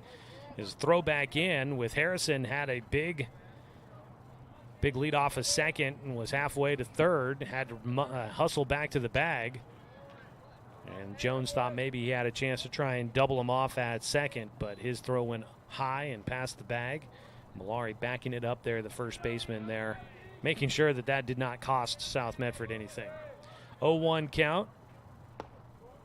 Caden Austin takes high for a 1-1 count here in the 6th inning. An error to start things. Got a runner on base for Roseburg. They sacrificed Harrison over to second base, and he's been stuck there since. Swing and a miss by Caden. Caden is 0 for 1 in the game today with a walk. He did score a run on the error in the 5th inning when Roseburg put 2 more runs on the board. 3 hits total in this one for the Indians. 3 errors for the Panthers. Swing and a miss, strike 3, and that'll do it for Roseburg in the top of the 6th. Unable to take advantage of a leadoff runner on base. 7th strikeout in the ballgame for Evan Roden. And we are through 5.5. Roseburg still leading 4-1. No runs, no hits, 1 error, and 1 man left on base. We'll go to the bottom of the 6th inning. Roseburg in front of South Medford on 541radio.com and on the Score, 92.3 FM and 1490 AM. Remember the good old days? When you didn't have to make an appointment or wait in line for an hour just to talk to your teller. When businesses were local and gave back to the community. At Cascade Community Credit Union, there are some things will never change. We're the only credit union or bank headquartered in Douglas County, and making our members a priority has always been our priority. For easy and simplified banking, visit CCCU. No appointment, just come on in.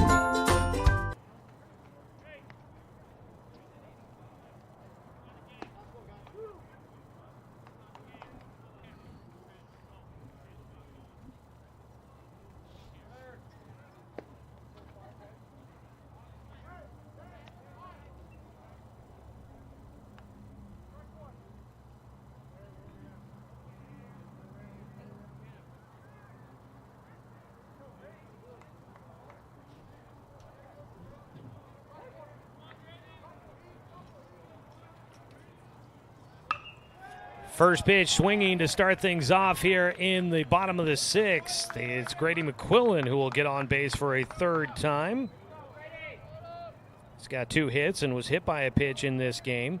So McQuillan on base, leadoff man on as the Panthers trail Roseburg 4-1, starting the bottom of the 6th. It's Jake Johnson still out there throwing for the Indians. He will face Gannon Jones, who is 1 for 1. He rolls one towards second, picked up by Avery. Throw to Austin. The relay to first will not be in time. That ball slowed down dramatically on the infield grass, and that slowed down the turn at second base, but it got there in time for Avery to flip it to Austin at second. His relay to first will not get Gannon Jones. A fielder's choice, one away.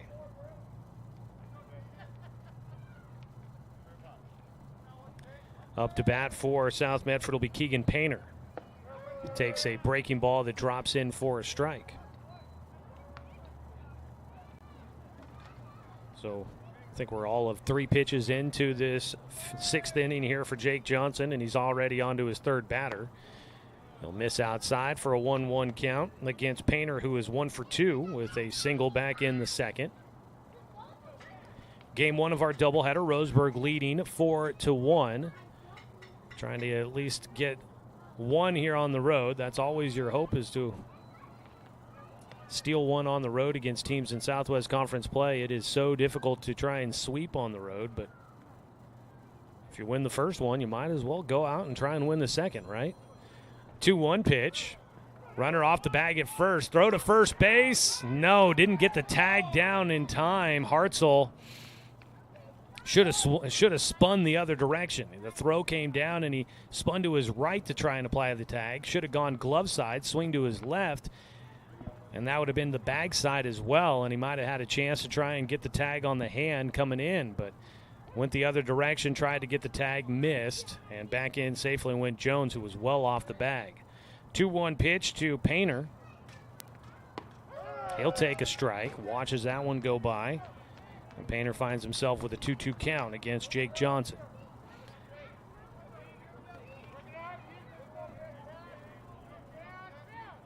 Painter, the 3rd batter up here in the 6th, pops this one out of play down the right side. Today's contest brought to you by Cascade Community Credit Union, belong to Douglas County. Johnson out of the stretch. Misses high, and scoreboard was right. It was a full count pitch. I thought maybe it was 2-2, but Keegan Painter draws a walk. For Jake Johnson, just the 3rd walk he's given up in the ball game. Puts runners at first and second with 1 down. Landon Rutgers is the scheduled hitter. He's 0 for 2 in the 8th spot. Takes just outside. Saw Dane St. Clair, who's in center field, warming up for Roseburg in the bullpen. There's double barrel action going on right now in the South Medford bullpen. Ball popped up right side. Long run for Harrison into foul territory. He'll run out of room. That ball off the netting for strike 1. For South Medford, out there throwing Jake Lewis, the sophomore, who I thought was unavailable until tomorrow. He's out there throwing right now. Maybe just a bullpen session for him.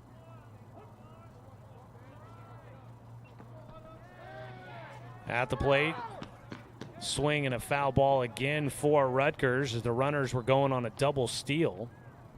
Foul ball makes it a 1-2 count. Also throwing out there is Evan Powers, a senior for South Medford. Jake Johnson throwing for Roseburg. The 2-strike pitch is high. He evens things up. 2 balls, 2 strikes. 1 away, runners at first and second for South here in the 6th inning. Another foul ball that'll get out of play down the right field side for Rutgers, who is battling here in this 8th spot in the lineup.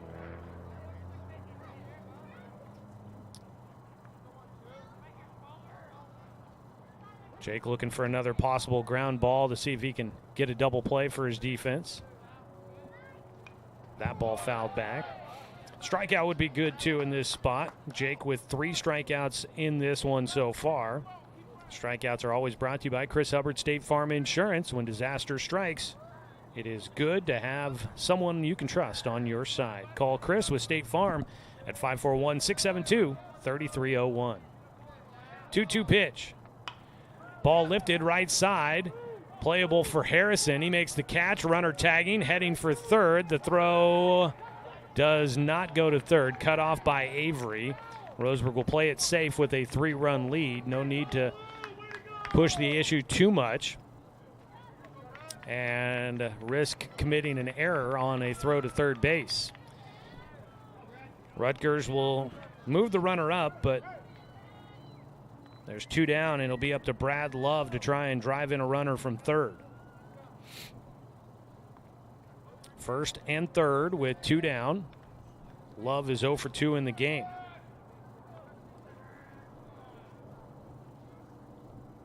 Last time up, he grounded out to second base.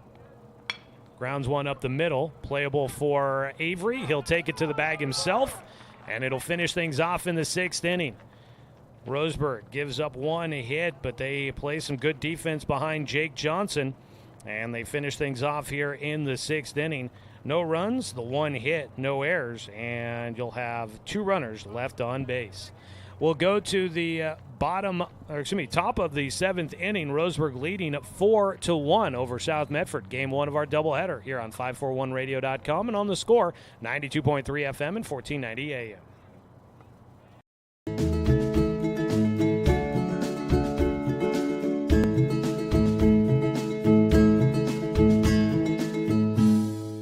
Brook Communications radio stations have joined forces with the News Review and Lotus Web Services, announcing the Lotus Media Group, a multimedia enterprise. Web, broadcast, print. Make it happen with LotusMediaGroupLLC.com.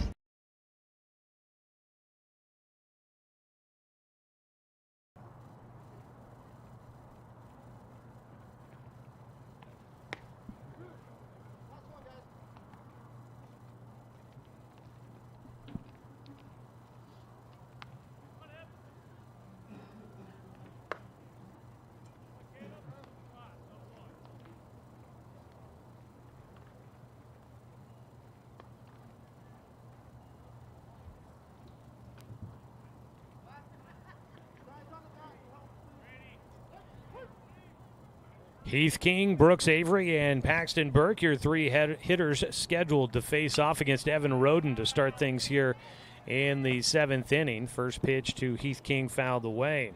Live video coverage of today's game online at 541radio.com and on our YouTube channel, 1490 The Score. It's presented by the Cow Creek Tribe. Laying down a bunt, third base side, picked up by the catcher, no throw. Caleb Long will not try to get Heath King. King will have his 2nd hit of the game. They've both been bunt singles. He beat out one on a sacrifice bunt attempt in the 5th inning for a base hit, and now has a hit here in the 7th to put a runner on to lead things off for Roseburg. Brings up Brooks Avery. He ended up getting on with a bunt single in the 5th as well, and then advanced the 2nd on a throwing error. He puts it down, third base side. Backhanded knockdown by Roden. He won't make a play. Base hit is the call according to our official scorer. I just enjoy how quickly he makes his calls. I sit here and hem and haw over him. Base hit for Brooks Avery on the backhand attempt there by Evan Roden. Even if he fields that cleanly, he probably has a difficult play to make to spin and throw it to first in time to get the speedy Brooks Avery. So Roseburg with some small ball today, working in their favor and capitalizing on the miscues by South Medford. They've built this 4-1 lead and looking to add to it as a spin back to second base, a look but no throw for Roden. Paxton Burke at the dish, 0 for 2 with a walk back in the 1st inning.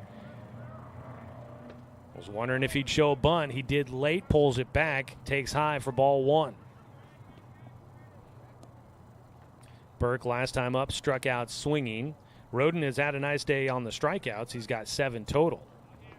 Ball fouled to the netting for strike 1 for Paxton Burke. Evan Roden into the 7th inning here in Game 1 of our doubleheader. I would imagine this is one of his longer outings of the season.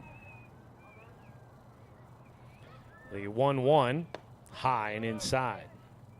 Showing a bunt again was Burke. Roden had come in just 10 innings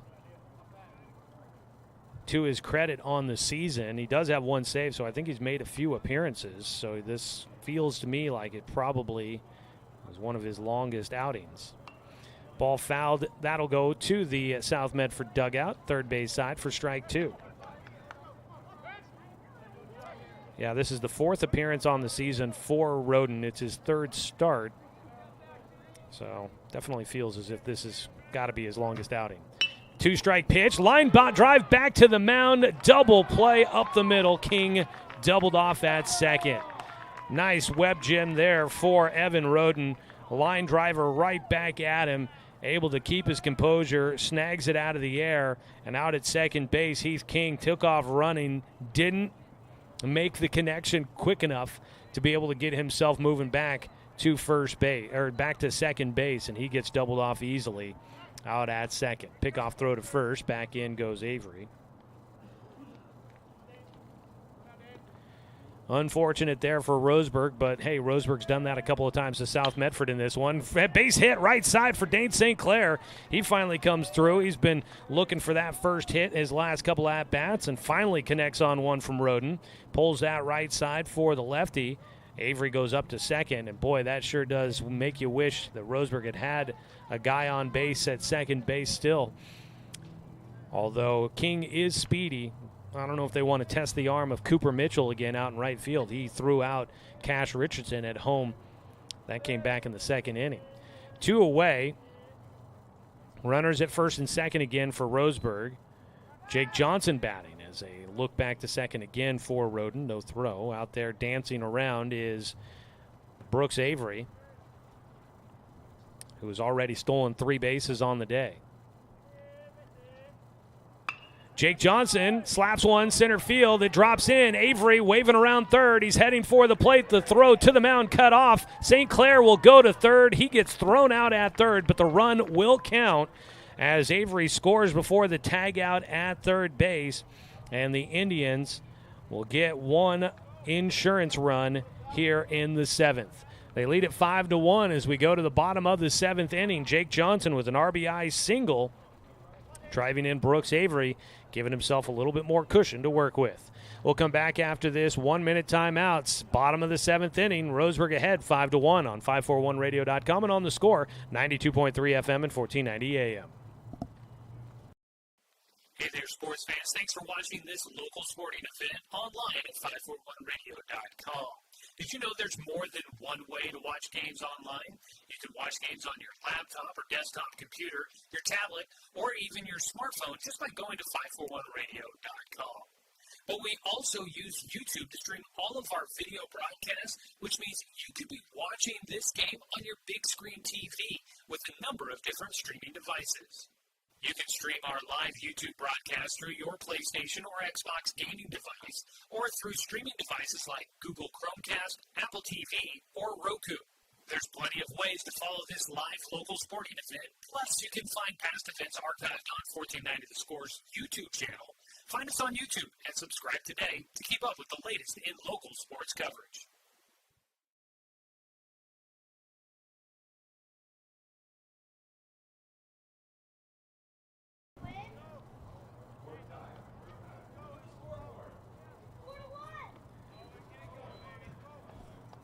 Roseburg will make a call to the pen and go to Dane St. Clair on the mound.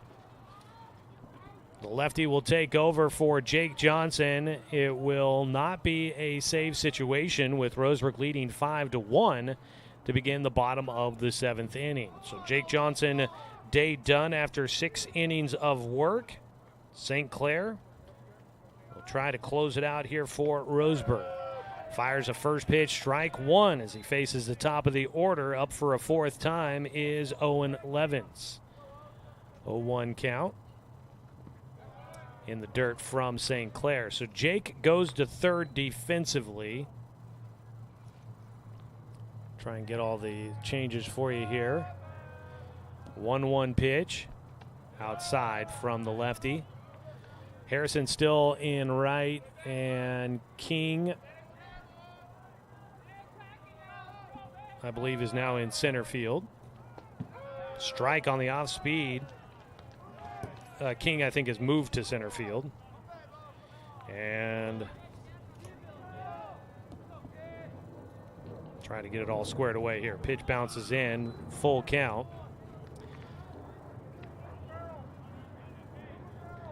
And in left field now for Roseburg. That is going to be Brayton Loomis.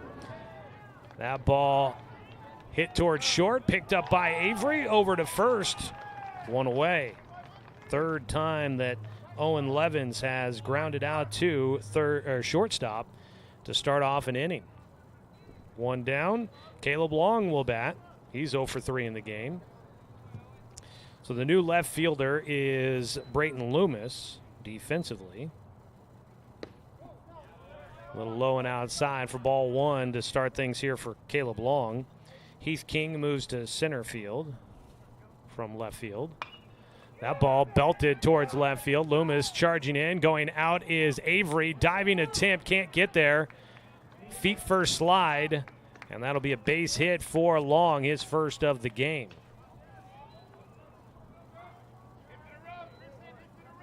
Down by 4, South trying to battle their way back in here in game one of our twin bill.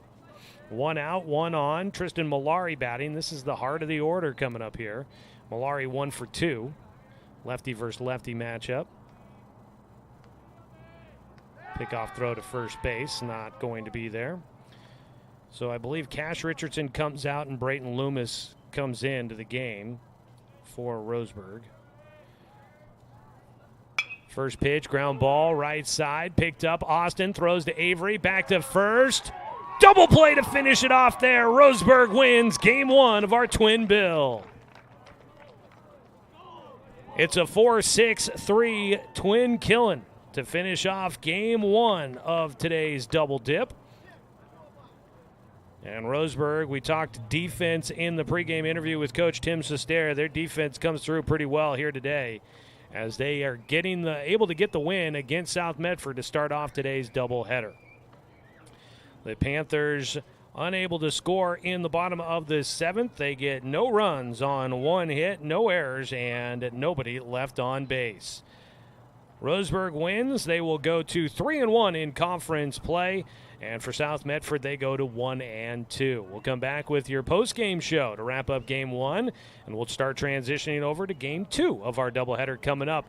When we return, Roseburg a winner, 5-1, your final score here on 541radio.com and on the Score, 92.3 FM and 1490 AM.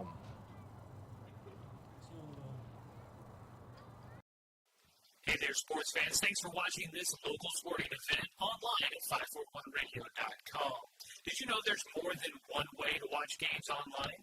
You can watch games on your laptop or desktop computer, your tablet, or even your smartphone just by going to 541radio.com.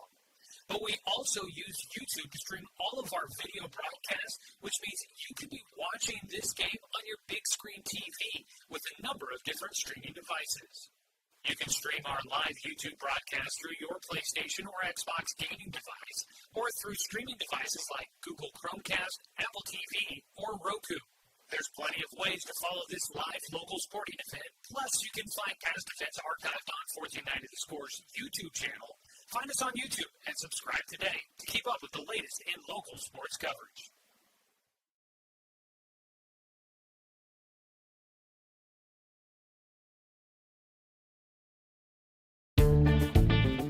For over 100 years, Douglas County Farmers Co-op has been serving the needs of farmers, ranchers, and homeowners throughout Southern Oregon. Here, everyone is welcome. When you shop with us, you can expect good people, good products, and good advice. No membership needed. Just bring yourself, and we'll provide the expertise and products you need to tackle your next project. Douglas County Farmers Co-op, where everyone is welcome to shop. When the first Cascade branch opened in 1948, things were a lot different here. The fact they're still here says a lot about the way they do business. Staying in business for 75 years requires the cooperation of generations. It's the desire to learn and grow with your community. My account number is only 5 digits long. What that tells me is that this is a local credit union. Cascade Community Credit Union would like to thank you for 75 years of growth and support here in Douglas County.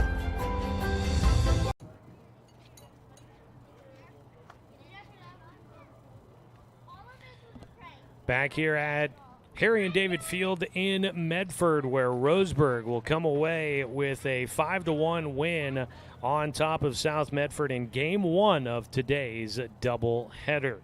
We'll have Game 2 coming up in about 20 minutes from now, so we're about right on target to have that 2 o'clock start time for the second game of our doubleheader. You'll love it when we stay on target on that.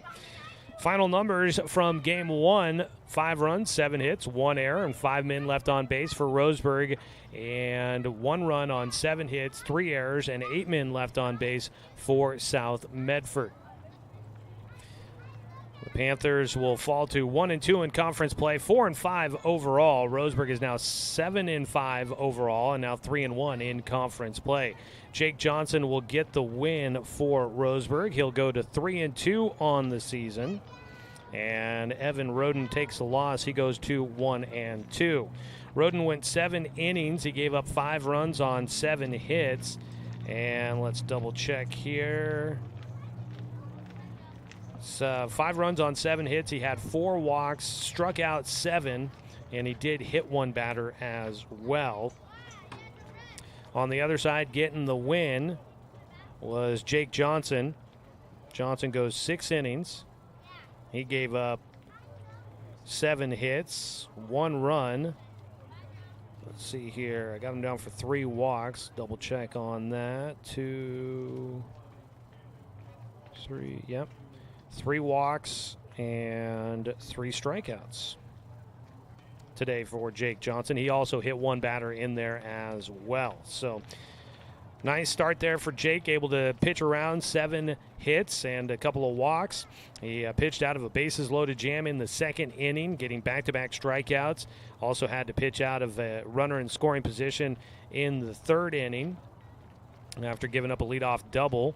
He had runners in scoring position in the 4th, gave up 1 run on a wild pitch in that 4th inning. And other than that, though, I mean, he pitched out of a couple of spots with a runner at 2nd or 3rd and was able to leave him stranded. Defense behind him, helping out, making some plays. And Roseburg finished it off with a 4-6-3 double play between Caden Austin and Brooks Avery up the middle over to Camden Hartzell at first. So good win there for Roseburg. They finish it off 5-1. Final score, Game 1 of our doubleheader. Good start to the day for the Tribe. And now we'll see what Game 2 has in store for us coming up in just a few. We're going to go ahead and take another timeout. When we come back, we'll take a look at some of the offensive numbers from Game 1 of our doubleheader as we start gearing up for the second game of the day here from Harry and David Field. A 2-minute timeout, back with a look at some of the offensive numbers when we return here on 541radio.com and on the Score, 92.3 FM and 1490 AM.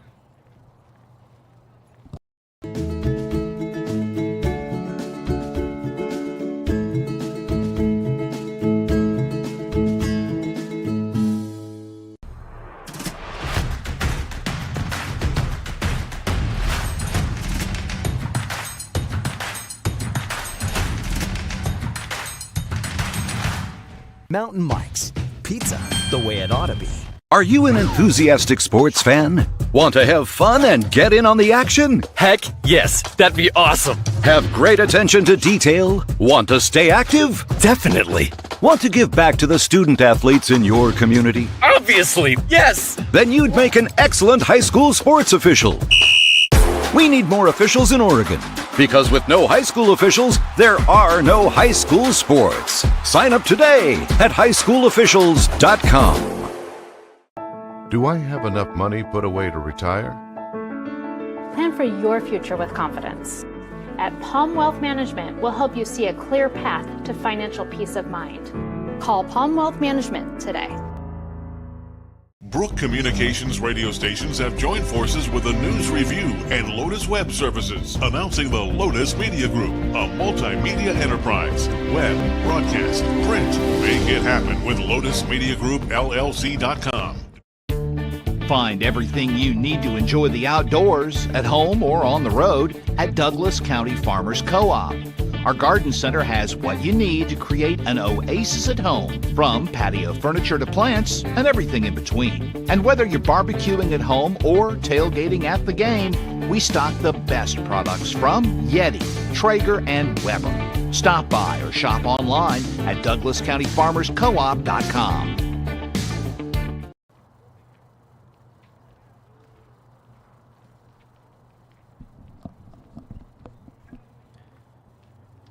Game 1 in the books. Live video coverage of the game is brought to you by the Cow Creek Tribe here in the post-game show. Wrapping things up for you, I'm Joey Keyran.